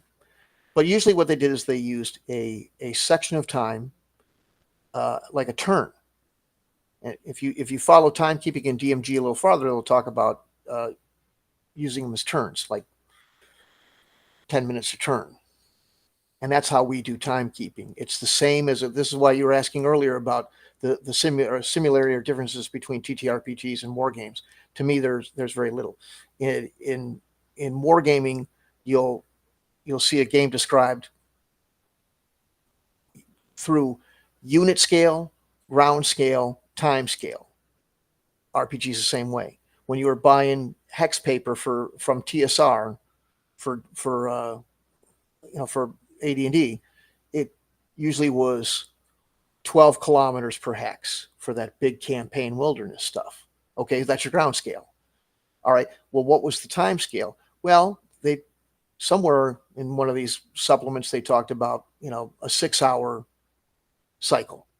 If you're out marching around, okay, so that's your time scale. 1 turn equals 6 hours. Time scale, ground scale. What about unit scale? Well, if you use miniatures, and that's what that is, your miniature represents your individual person. So 1 model equals 1 model. Maybe if you're playing a war game, that's different. You can't, if you're doing Waterloo in 15 millimeter miniatures, there's about, I think there was like 85,000 people at Waterloo. You can't own 85,000 15 millimeter miniatures. And even if you can, the room, you would need a football field or greater. So they start saying maybe 1 model equals 100 men or something like that. So that it can, so those are the 3 things. So for passage of time, we use a section of the day as a turn. Say, let's just go with 8 hours or 6, 8 hours. So you got a group, one group is on a pass, holding a pass against orcs, and they're waiting for the rest of their group to catch up. It's on the other side of the mountain or start at the bottom of the mountain, and they have to get up the mountain and get to the pass. Okay. So that's going to take 8 hours. All right. How far can you walk up a snowy mountain per hour? Well, there's a way to figure that out. First of all, here, let me do this. This is what I did. Everything, what you're trying to do when you time, the reason why they say time passage, the reason why people like Gygax said it was absolutely, I'm going to put on screen sharing, hopefully it'll work, said it was absolutely key to have good time sharing or keeping, is for this very reason, where you had some sort of separation. All right. Oh, they're right here. This kind of stuff right here. Solve for time, solve for distance. Okay, let's solve for time. So we had it for time, dummy. All right. So what's the distance? Let's say it's a 3,000. It's 3,000 feet from base to pass where you need to be. Let's do that. Let's learn how to type. Okay. So the average speed of a human is 3 miles per hour, a la U.S. Army. So We want the time. Let's just get the time in hours to start with.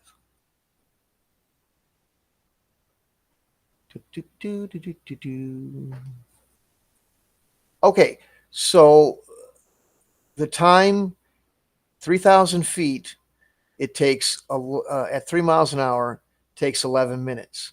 Now everybody's going to look at that and go, I've been on a mountain that takes a lot more than 11 minutes. Right. This is terrain makes a significant difference. So does the inclination that you're walking. It's a lot harder to walk up a hill than it is to walk on flat earth. So flat ground. I'm not a conspiracy guy. Flat ground, but you know what I mean. It makes a difference. So that's considered in how much time you're traversing. Plus, we're not talking about 3,000 feet elevation. We're talking about 3,000 feet from position to end. So it's not a huge mountain or anything like that. But anyway, that explains you have 11 minutes of travel time to get to the pass. So we go to, so going back to, if I can find the damn thing. Come on, give me my. Okay, so anyway, so you go back to the pass where the other side of the party is fighting. They have about 11 minutes to hold out. Okay, so approximately if it was D&D, it'd be approximately about one turn. They talk about having a 10-minute turn outside if you're in a certain situation, like an encounter situation outside. Stuff like that. So if your combat turn is 10 minutes, it will take one combat round to traverse the and that's how you coordinate.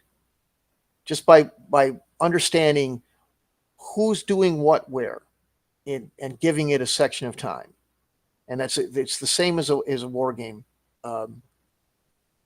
turn. And if you go to, I just wrote this out. So sometimes I delete a lot of posts, but something to the effect that it's High Gygaxian, but it was basically, I think I got rid of it, but something to the effect that all you're trying to do is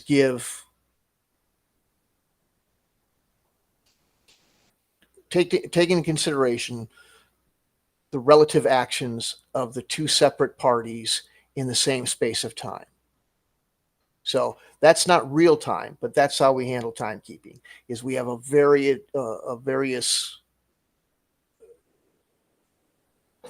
If you're outside and you're not in contact with any enemy, it's a fairly long turn.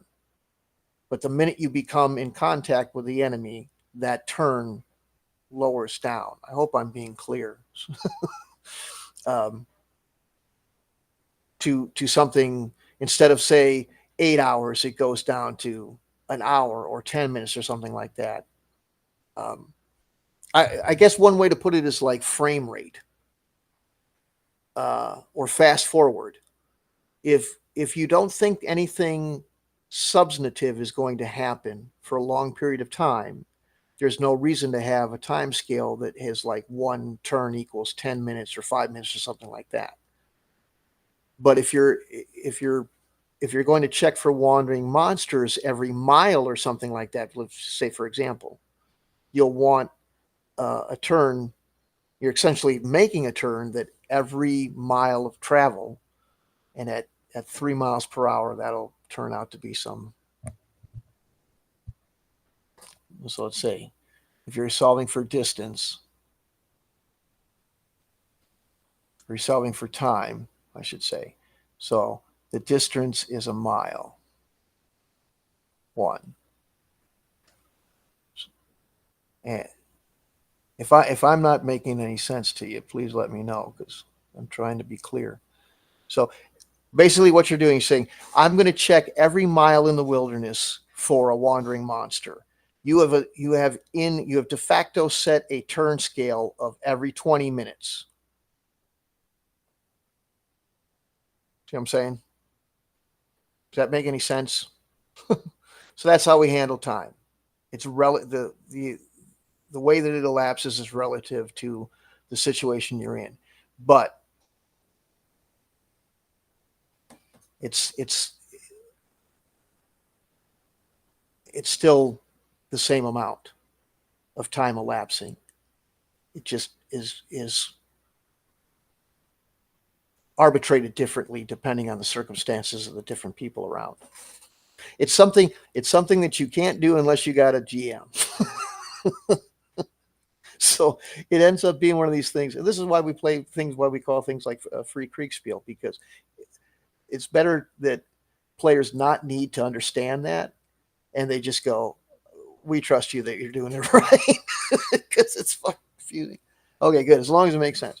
So, and that's the way war games are. We played war games, and we learned this on our own. But we were playing that kind of way. We looked at it as frame rate, where you can't do every 5 minutes. If I could walk past you in 5 minutes, think how far I can walk if I walk away from you for 5 minutes. And then think, if you're the enemy, what are you going to do? Sit and watch me walk for 5 minutes before you raise a rifle to shoot me? And we couldn't do real time, because if you pushed all your stuff around at the same time, it'd be like those old hockey games where you turn on the electric thing and they shake around and shit. Nothing would work right. So the idea was to make it as close to simultaneity as possible. And the way to do that was to make the turn scale as small as possible. That's why when you buy old tactical war games from the 70s and 80s, often you'll see a time scale or a turn scale. It's like 1 turn equals 6 seconds. And that's great. But if you use that system where you have armies that are starting a couple miles away from each other, then they're going to look like they're crawling. And that's why people say, oh, these games take forever because I'm just pushing this tank just a few centimeters every turn. And it was 30 turns before we got into contact because we started, 5 miles away or whatever. So what we did is we said, all right, we're going to up the turn scale higher, faster, until there's contact made. So instead of 6 seconds, we would move like maybe a minute or 2 minutes or something like that, until the judge saw that there was 2 enemies that were in contact that saw each other. And then he'd stop the action, and you'd go down to the 1 turn equals 6 seconds. So in role playing, we do that, but it just depends on where you are. Outside, it's this speed. In a dungeon, it's this speed. In a fight, it's that speed. But it's always just a section. The day thing that Brosser says is real time is it just seemed like a quick and easy way to count if you had to be away from the table, but it doesn't really consider the idea that you might be, somebody might come up on you in the absence of play.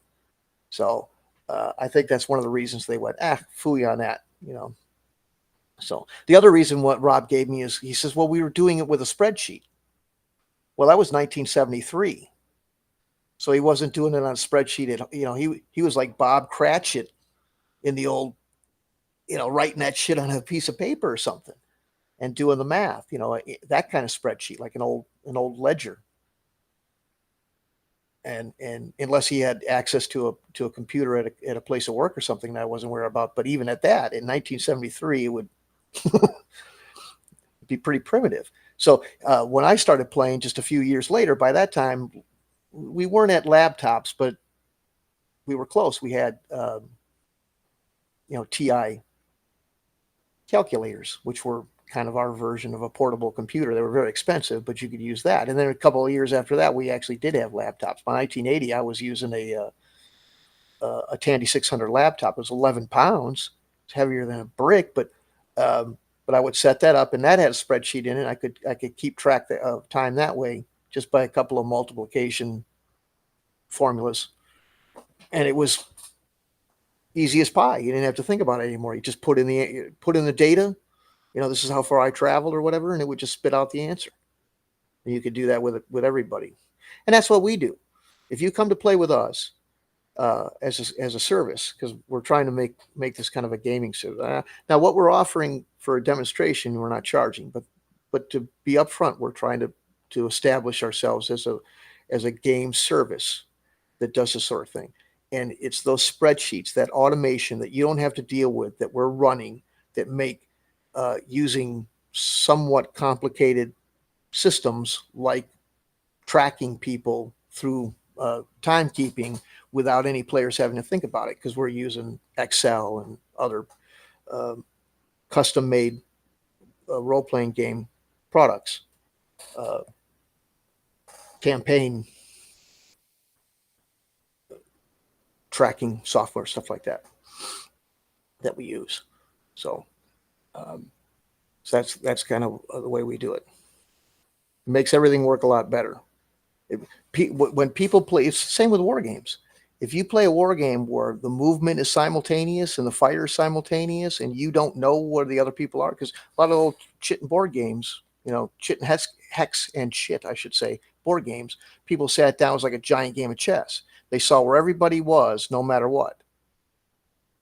See, but when you play with a GM, now if that tank is hiding, or that anti-tank gun, or that whatever is hiding in ambush, and your soldiers on the ground wouldn't be able to see it because it's hiding or whatever. The GM's handling that, and when war games and RPGs split, they lost that in RPGs, or excuse me, in war games. They lost the fog of war. And I think what happened is they were selling, instead of playing uh, with a group of people that met at somebody's house, they were selling a game at KB and Toys R Us, or whatever the equivalent there was in 1970 something.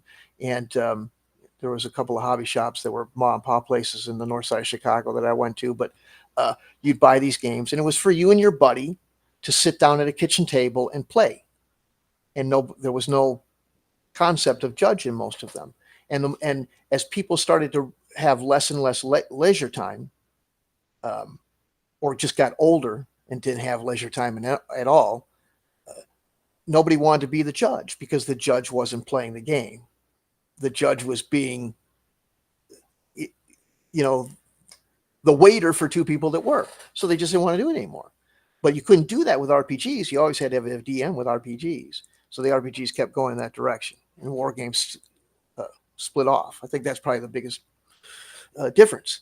And we want to bring that back, because when you have a GM or a DM or whatever you want to call them at a war game table, it's a completely different experience. That's a hell of a lot more fun. To not know where anybody is, to wonder what they're doing, to have to plan for an attack, but not really, you have to anticipate. And you might be wrong.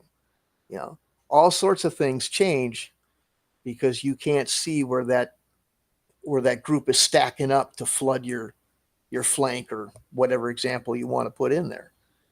And then on top of it, you don't have to be thumbing through charts and stuff like that, so it goes even faster. It's great. But yeah, that's how we keep track of time. I do the same thing with Star Wars. Another great example. I've got the Star Wars role-playing game I was telling you about earlier. I also have a Star Wars play-by post war game, and they're in the same universe happening at the same time. So what I do is I don't make I have some pretty fussy players, and when I asked them about timekeeping, they started, I don't like that shit. It's too. So I just said, okay, I'll do it, and you won't even know. So I keep track of time for when they're moving. I keep track of how long it takes for them to get from planet to planet or anything like that, and how much time they're taking at any particular place. And then I match that up with the war game, where same thing is done. How many days did it take for you to hyperspace, your fleet to hyperspace from this planet to this planet? Approximately how long was the good night,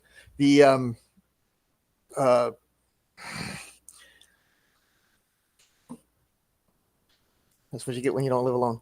How long does it take for the battle to occur, based on how long a turn is supposed to represent in each battle, things like that. So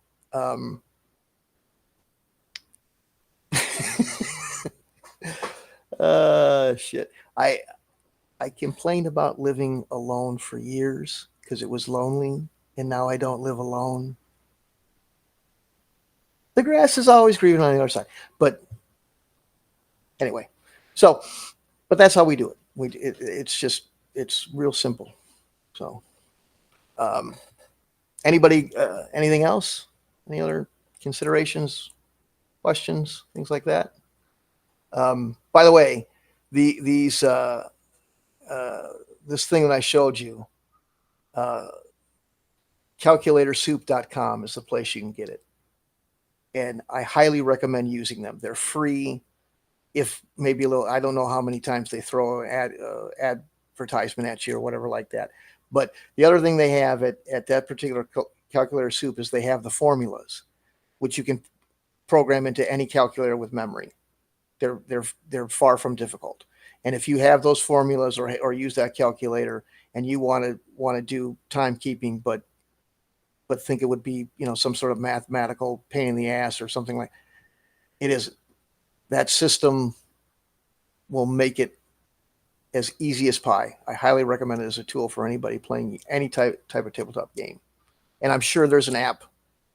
I don't know what it is because I hate cell phones and I try not to touch them, but no doubt there's an app for everything. So I'm sure you can find it. But and it's not the only one. If you can't find that one or whatever, or it goes down for whatever reason, just type in time, speed, distance calculator. There's a ton of them. They're really great. Yep. All righty. Yeah, I'm kind of a night owl. Well, nice for stopping by. Hope we helped you out a little bit. Have a good night.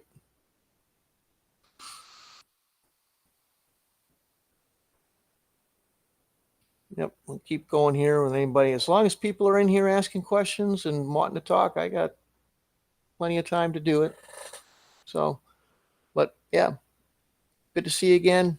Let me know if you want to get involved. I see I got you followed on YouTube there or Twitter, whatever. Jump on in anytime you want to play.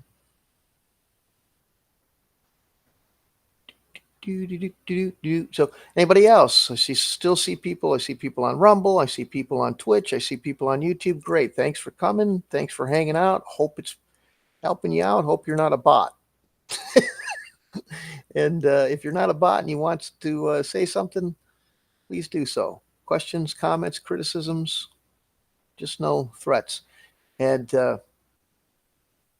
anything you want to hear about, anything you want to talk about, and anything like that, let me know. Sorry,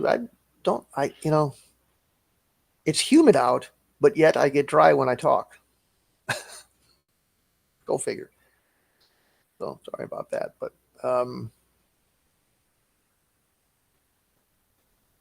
what else? I got more than one Star Wars. I love Star Wars. You want to talk Star Wars? Talk Star Wars, man. Do a lot of that. Actually, got about 4 of them. I could, one's enough though. I mean, I'll play all 4 if I had players, but sometimes it's hard to keep players for any game. So, but I love that stuff. Play every Saturday night at 8 p.m. So join the Discord if you want to play. I'm not one. I don't believe in having too many players. I have players who believe you can have too many players, but I don't believe you can. So the more the merrier. If you don't like the role playing, you can play the war game. If you don't like the war game, you can play the role playing.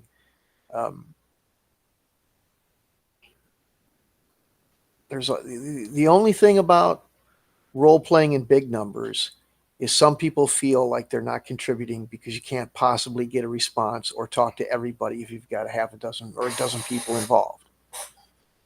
At least not on every occasion. But the only other thing about having big groups is sometimes I wonder if Discord can really handle it. They say they can, but then you wonder because sometimes the audio starts to get weird. But we have more than one audio system. We have we can get people into this one that I'm using, which is done by Rumble. We can have as many as 9 people involved there, and I'm presuming they have the bandwidth to handle that. I've never tried it. It's worth a shot. Uh, and if it absolutely is necessary, I think I can work something out to get StreamYards going. A lot of people have StreamYards works okay. I've only had one person who says that it consistently doesn't allow them to do anything, and I'm not really sure why. Other than I think they're in France, and maybe that has something to do with it. I don't know, but um, but there are other ways to do it. Hey, is anybody ever heard of Start Playing? Because I'm on that too.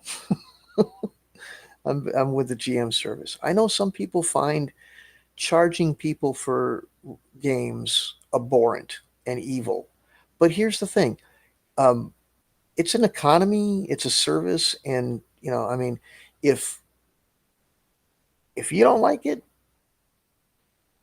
don't pay for it.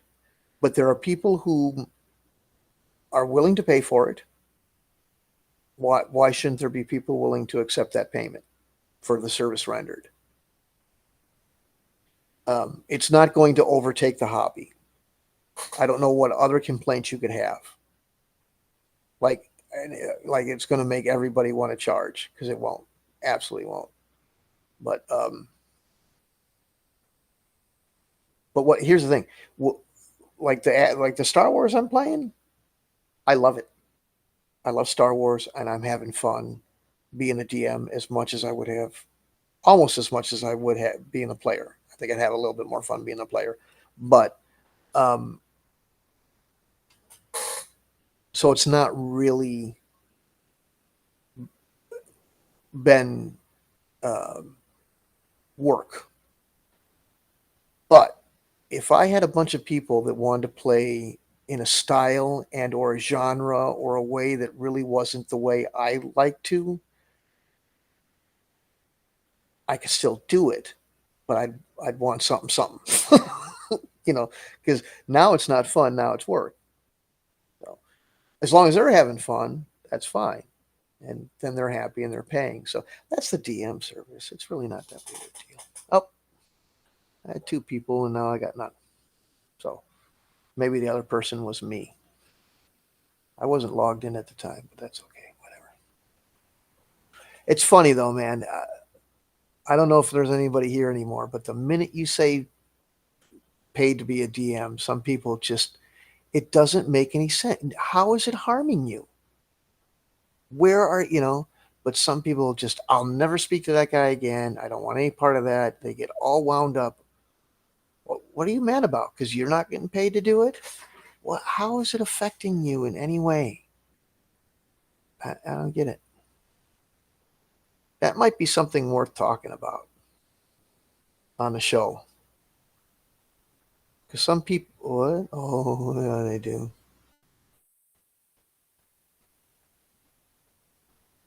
Um,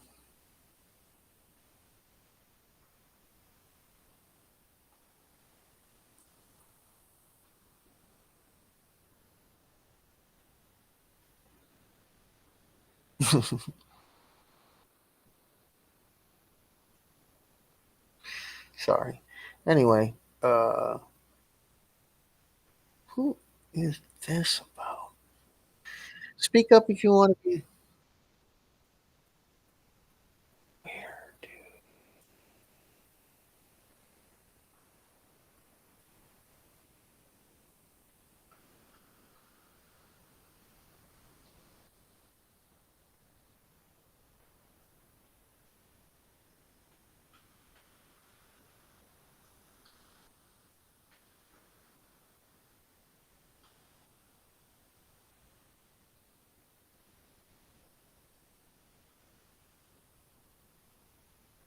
I've reached 50 follow. Oh no, that's something. Get 5 people chatting at the same time. Yeah, that's okay. Well,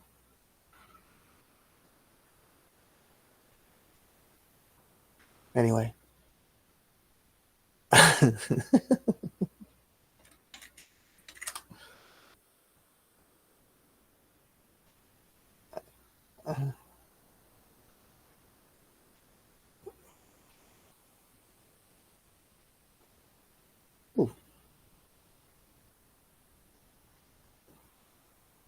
I look fat.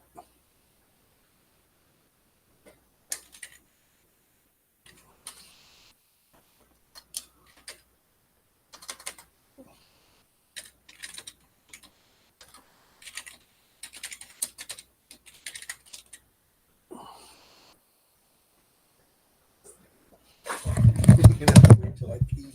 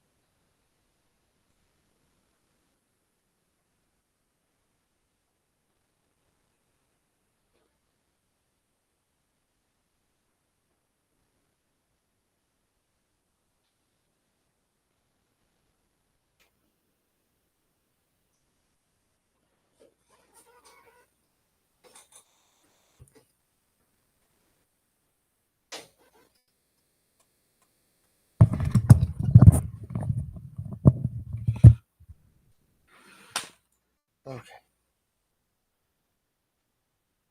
Is there something? Okay, no. No.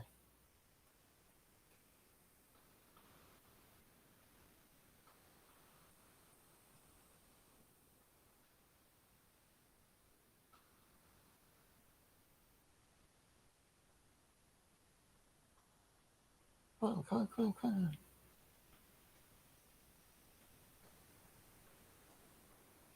Oh, what happened? I just okay. Oh, cool.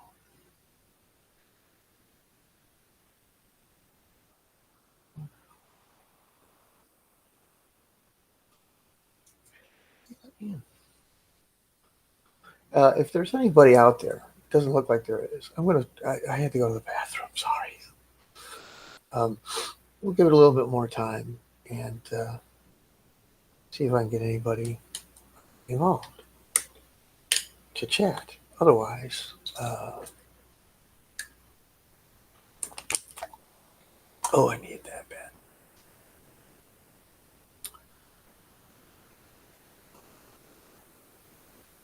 So here's the part I don't. Oh, I get it. I get it.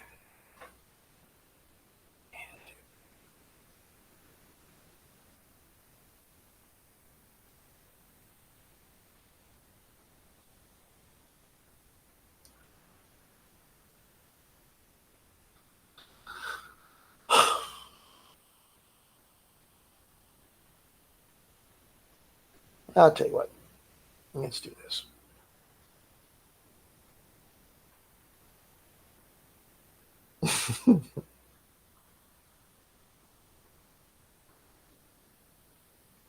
Wonder if I could change this.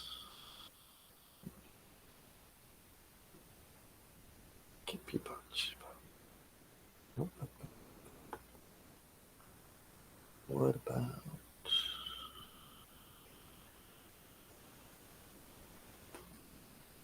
Oh, that's not what I wanted to do. What this does. I'm going to push this button, DD.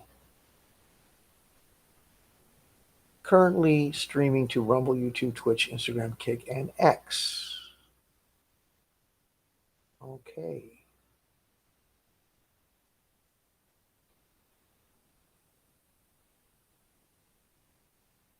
All right. Well,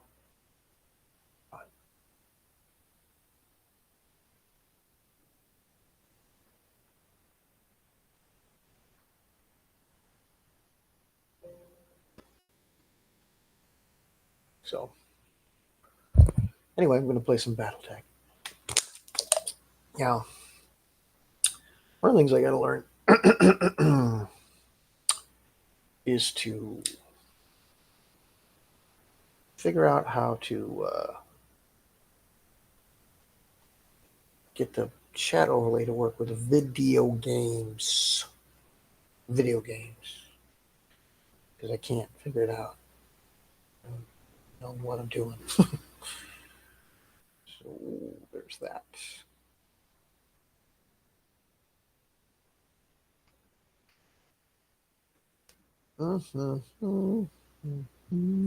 Gonna play some BattleTech. What I'm gonna do.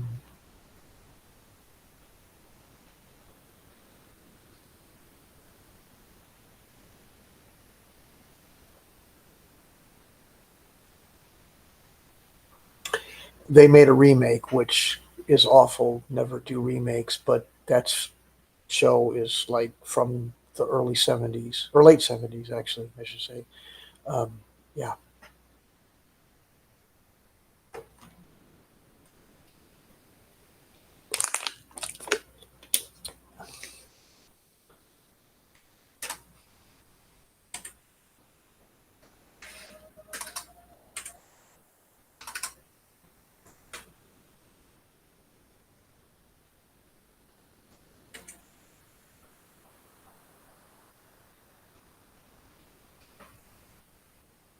So, um, yeah, I need to get the chat overlay working.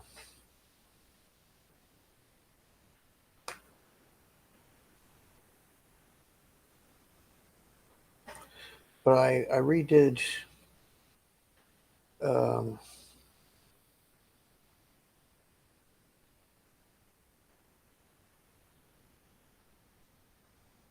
the campaign for this. I never really finished it, but now I've got. It says you shouldn't do the career until you finish the campaign because you'll get the experience you need to play the career right. I, I believe that the inverse is true. I believe you should start with the career.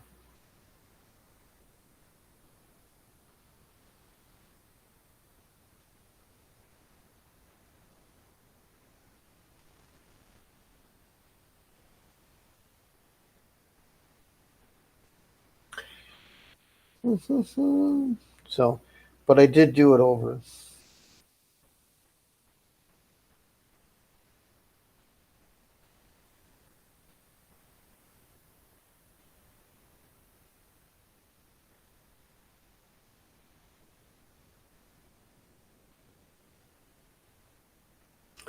Pardon me, I'm just reading how to.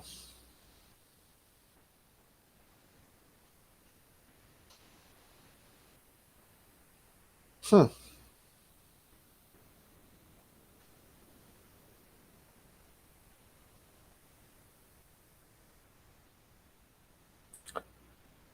What do you mean max?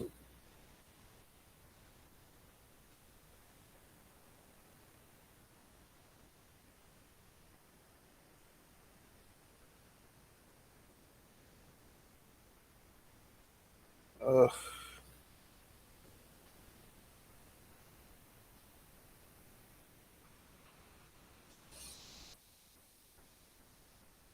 Now I gotta just do this shit.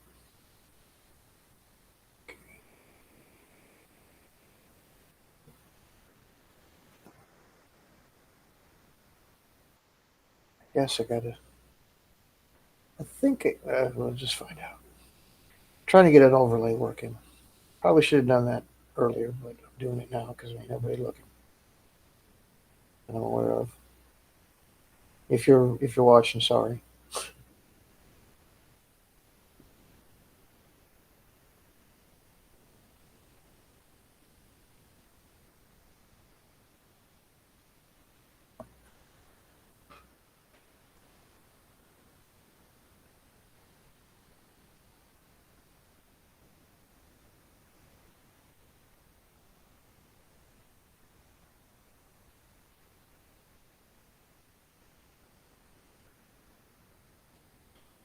Okay.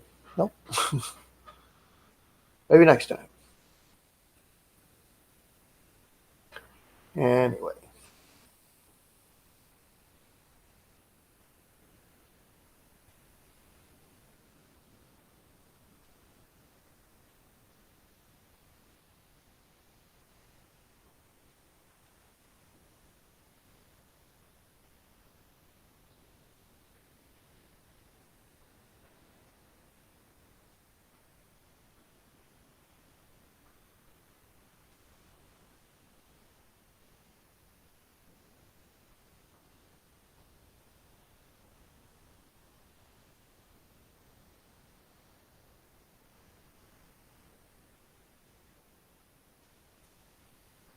Hmm.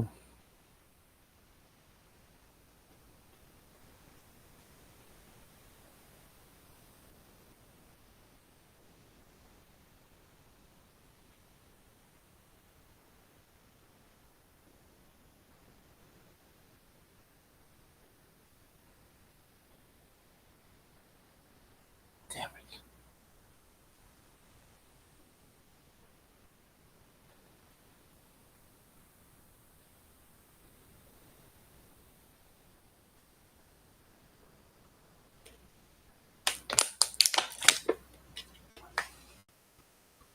Would have loved to have had that. Did I hit the damn thing? No.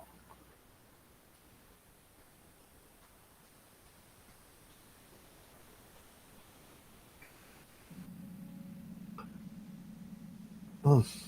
Boy, I would love to have those.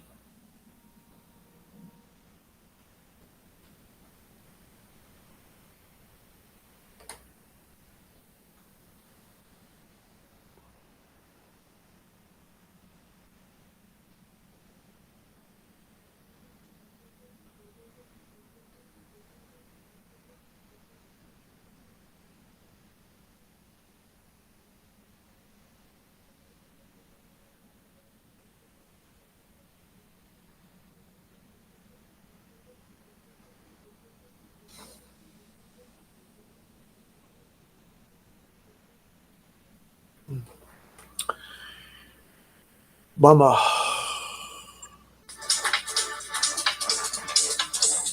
Get out of here with that. I don't want any of that. Using Remitly, I send money to my abuela in Mexico.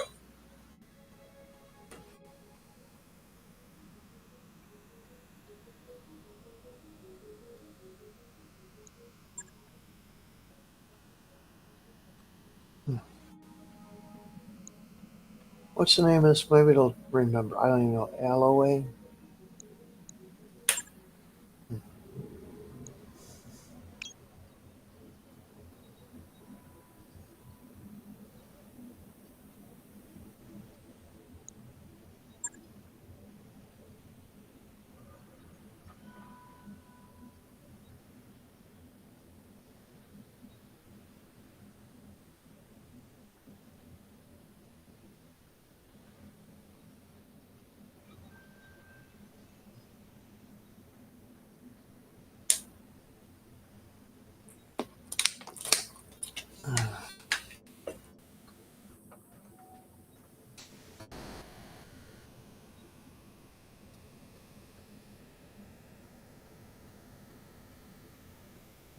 Hmm.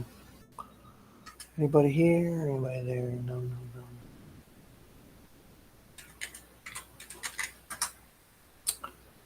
I don't know. I should probably just do a couple.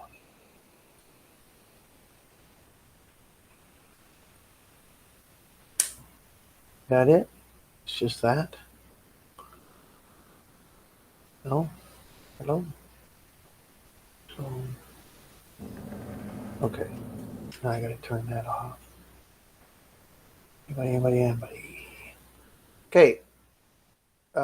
If you, I probably do a couple of things wrong.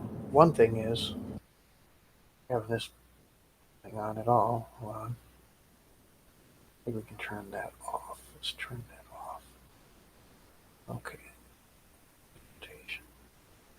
Okay. So, I guess one issue is I tell people, "Hey, come and chat with me on Twitter," and then they you can't chat with me on Twitter unless you got a blue check. Sorry, not well thought out. But I guess next time I'll say, "Hey, on YouTube, if you're not on my YouTube, give that a try." What I'd like to do is uh, I know people tend to be married to a particular excuse me a particular platform. Um,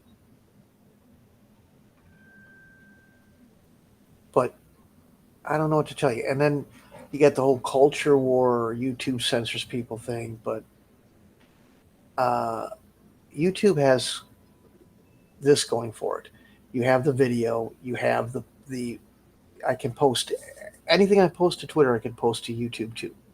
If you follow my channel, it's much more. I mean, yes, you can post video on Twitter as well, but you can't talk to me unless you have a blue check, which that isn't my fault. I'm not. I don't have some restriction set. That's the way they're doing it, and and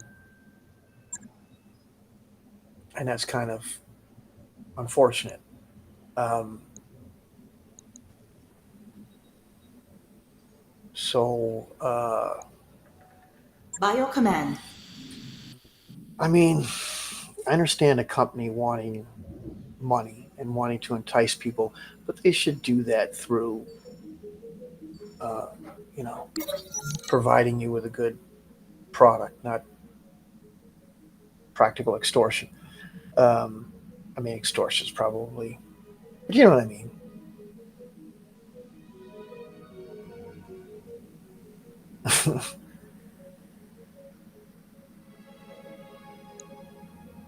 I totally want to choose the bottom one because not because I'm like mean, but it's like if you're complaining over that, you're kind of wussies.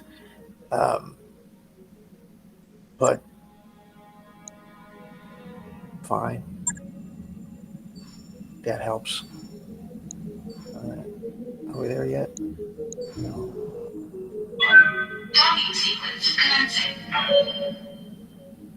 I thought I was going to get the big ship out of this, which is faster, but okay.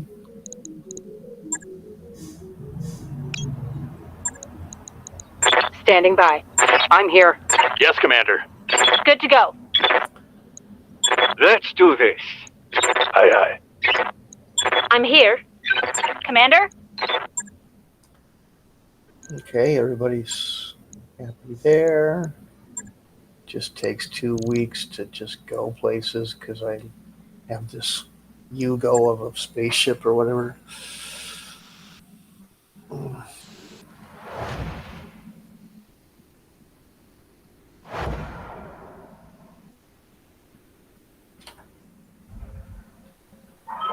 Undocked from junction. We're clear.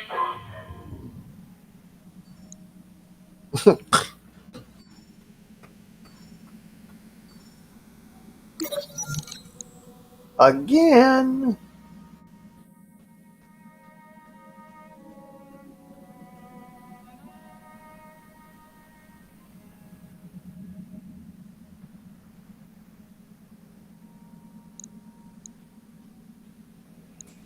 Fine.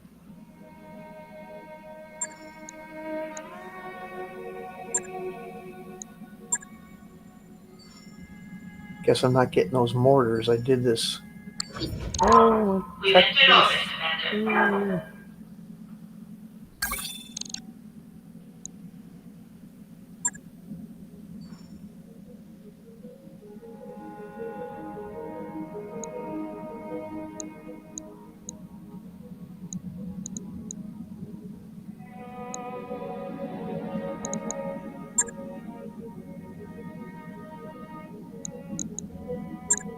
Way to go, Bun Bun. I knew a guy named Bun Bun. How I'd go through life with a stupid nickname like that. Bun Bun. All right. You get into this weird thing with the. I like I like the role playing aspect of having the extra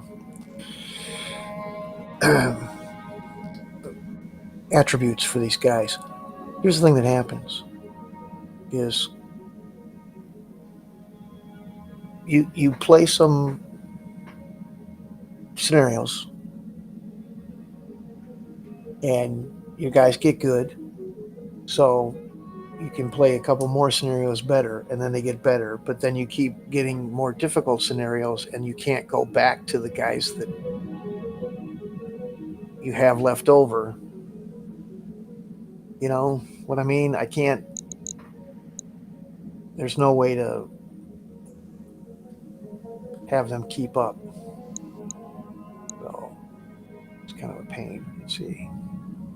These guys are the same, so whatever. I guess it's going to be one of these two, whether I like it or not. Okay. So hopefully this won't be some huge battle. Let's see.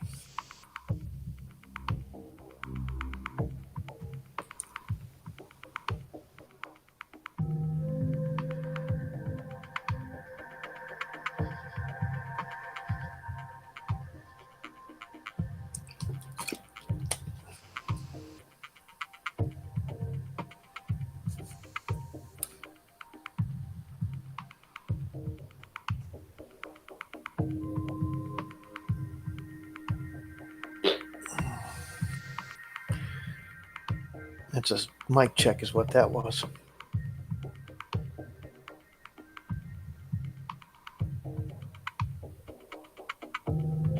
Mic check. Boom, boom, boom. I better get the overlay thing going someday. But it's like you got to run studio to broadcast, and then OBS for the overlay, and then the game, and it's like just kind of a lot to do.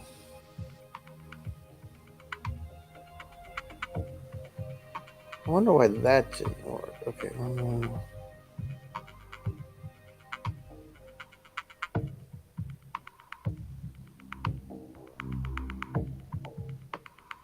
What if I did this?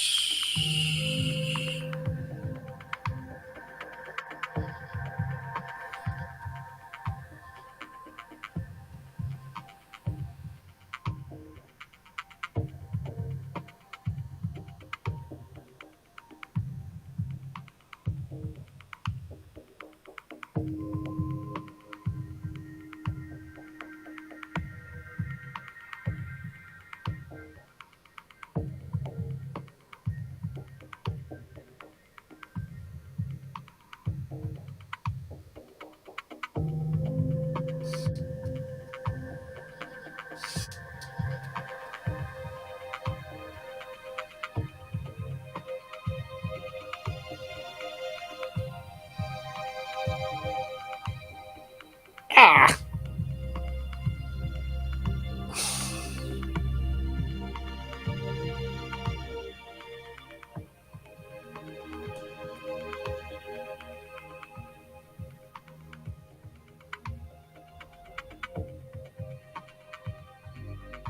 The fuck?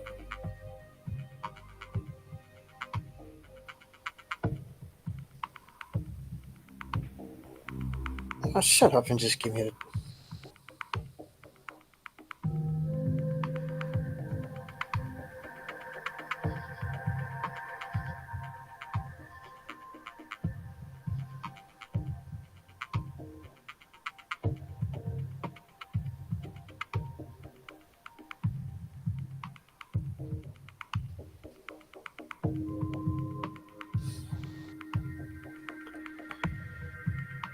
So that's all bogus. Just spent 5 minutes. Command interface initiated.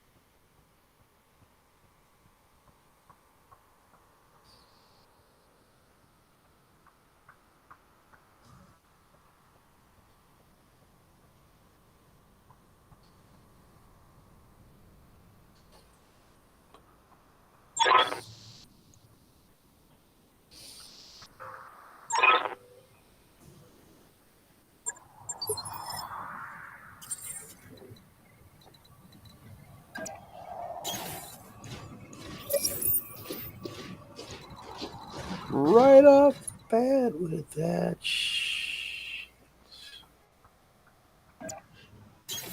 Moving out.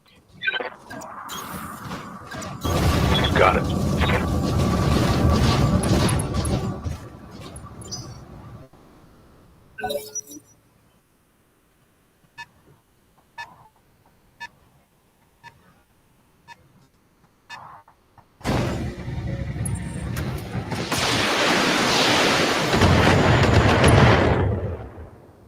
Rude.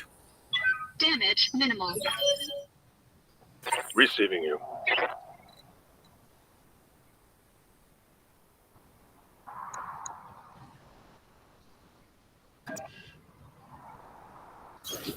On my way. You're not supposed to be in that. You're supposed to... Oh well. Let's see how you like this.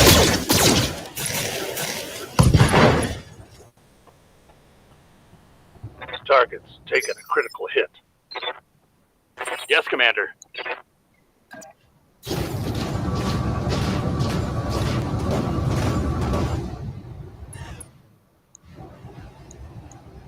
Got it. All right. Right off the Enemy down. little overkill. But Waiting on you, whatever. Commander. I read you, Commander. Moving out.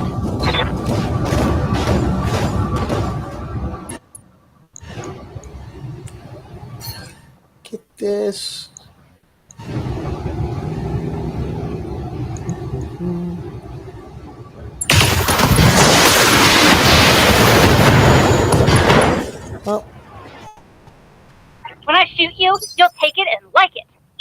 All right then.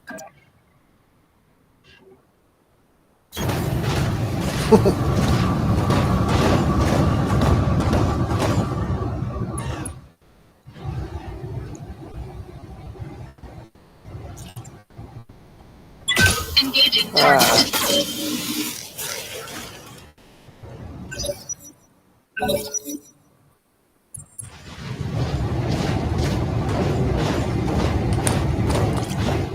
Whole swarm of these little dudes.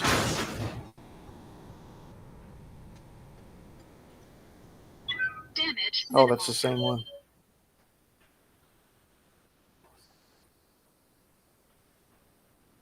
Yes, Commander.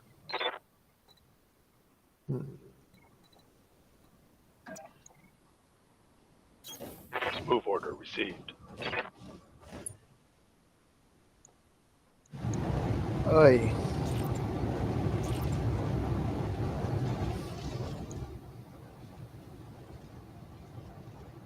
Engaging target. That's ridiculous. Yeah. Ready for orders. On the move. Why does that guy suck so bad?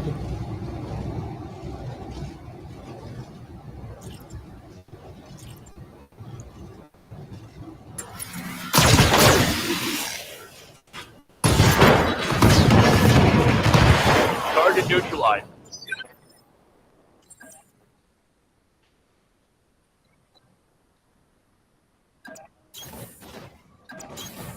Uh-huh. On my way. Move into position.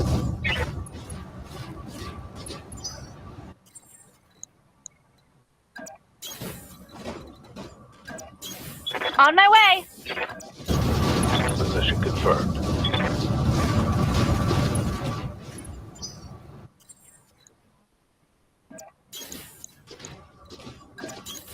You betcha. Roger.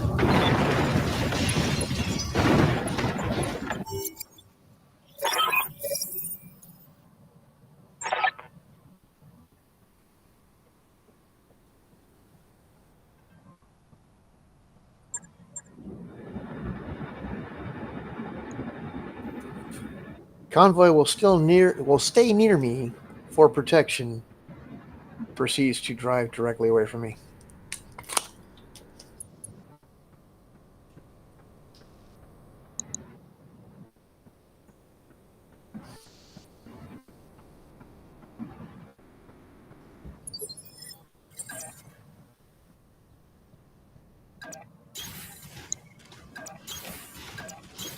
Affirmative.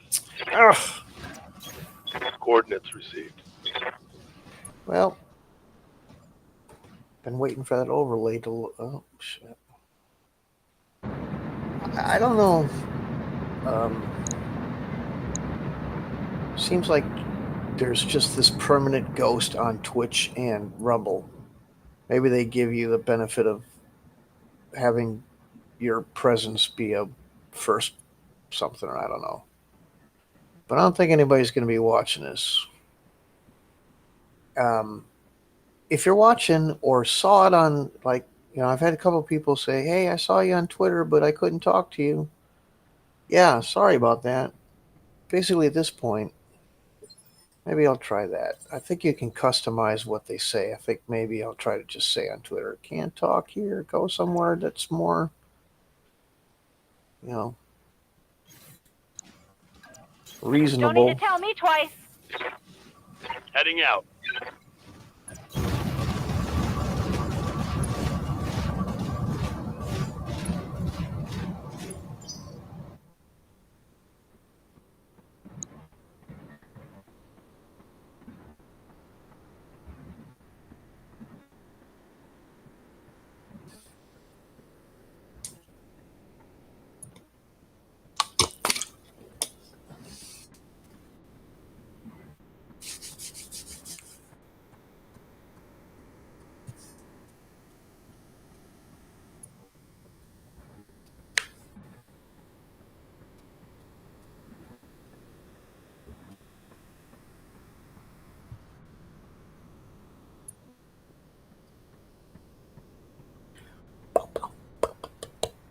Bum bum.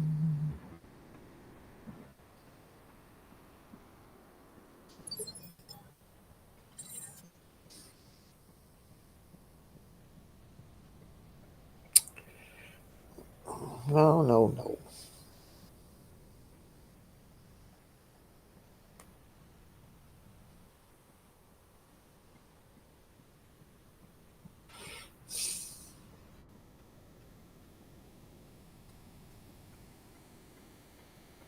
Hey.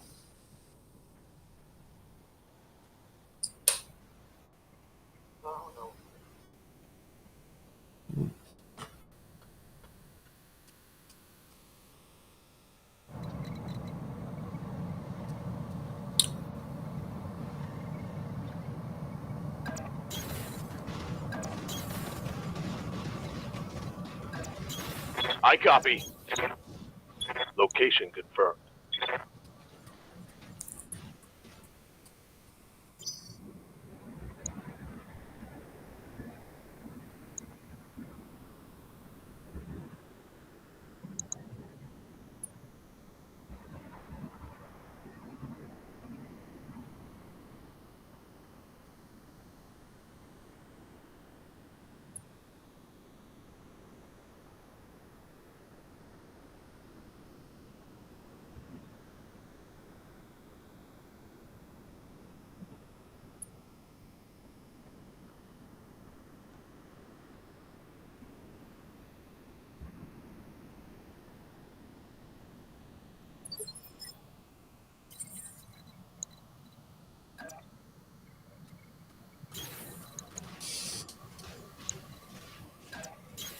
Got it.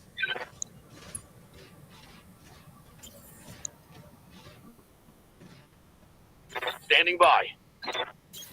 Copy that.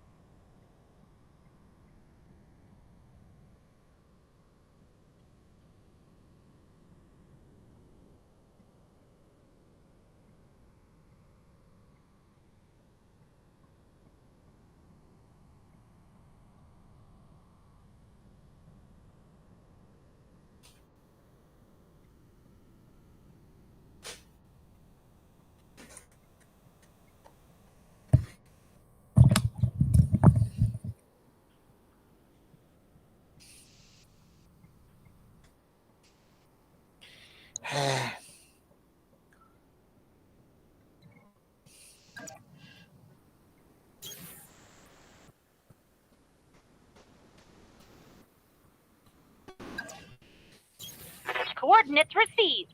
Coordinates. Location confirmed. They're all received. Cool.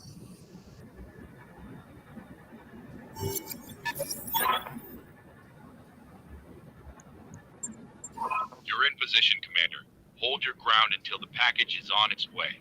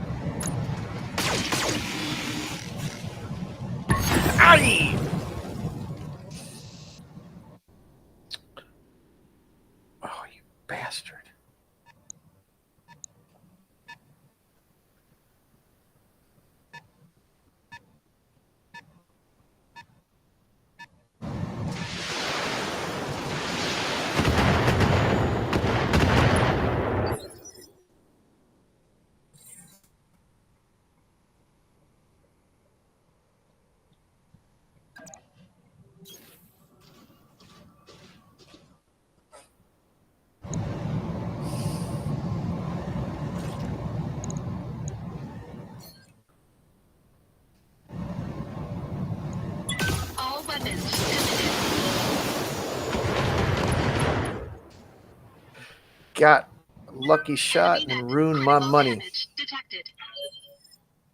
Good to go.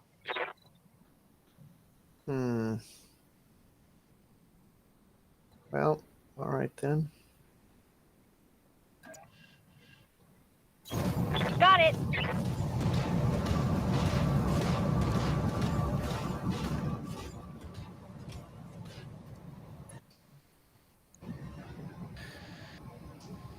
That'll more than suffice, I think. But just to be on the safe side. Take this. Really? Wow.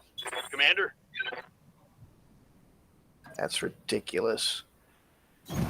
move order received. I don't know if I'll survive. Well, this is just dumb, but Target confirmed.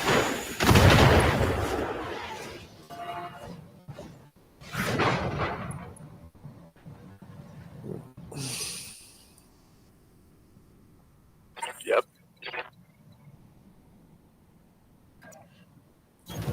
On my way.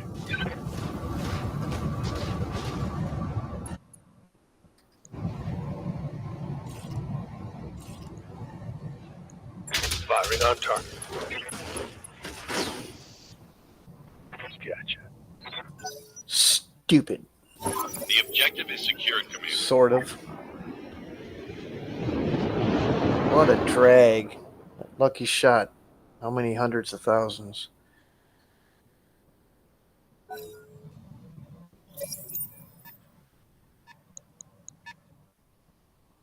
Well, I might as well go through them anyway, you know?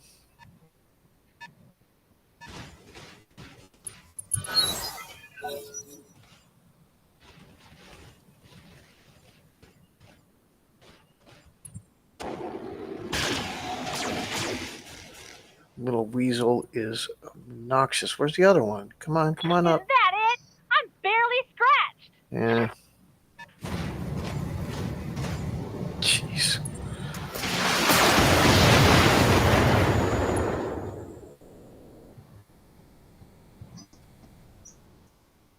What do you need?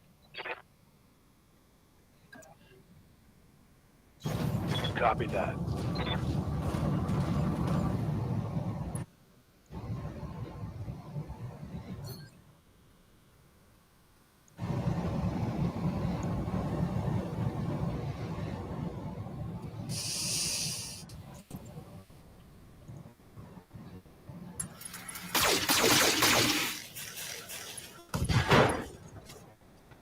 Wow. That hit something good. That is lame. Waiting for orders.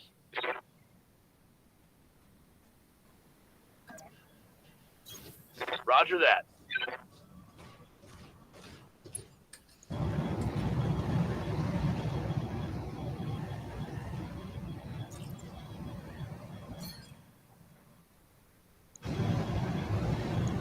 Firing.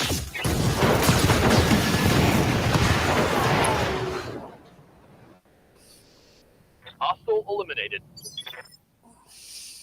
What can I do for you?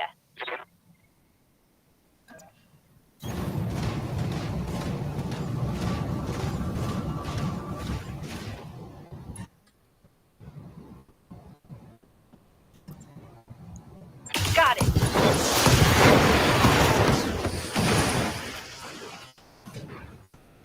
Should have Stay happened down. in Mission successful.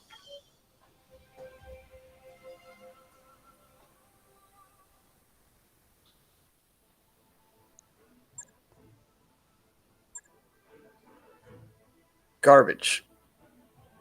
Garbage. Mm-mm-mm.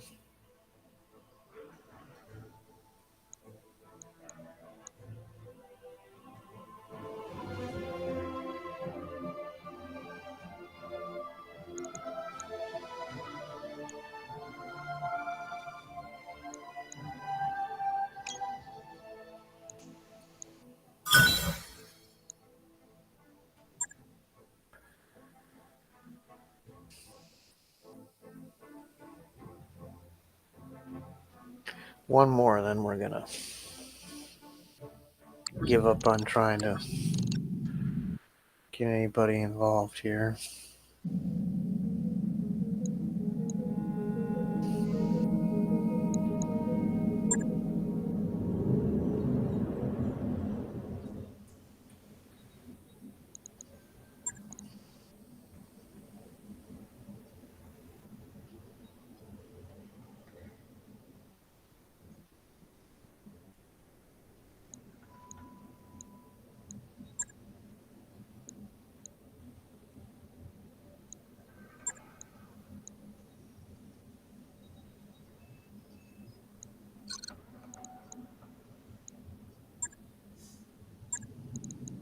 What's up, boss?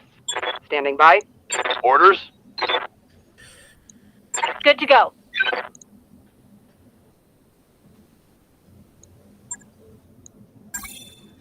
Training complete. How's it going? Waiting for orders. Standing by. Waiting for orders.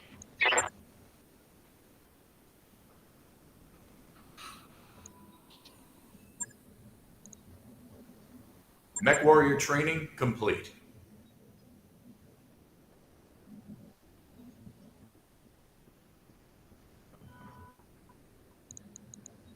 I think she's kind of mean. And Waiting for orders. kind of mean. So you never got to do anything. I think we're done. I think that's enough. This isn't going anywhere.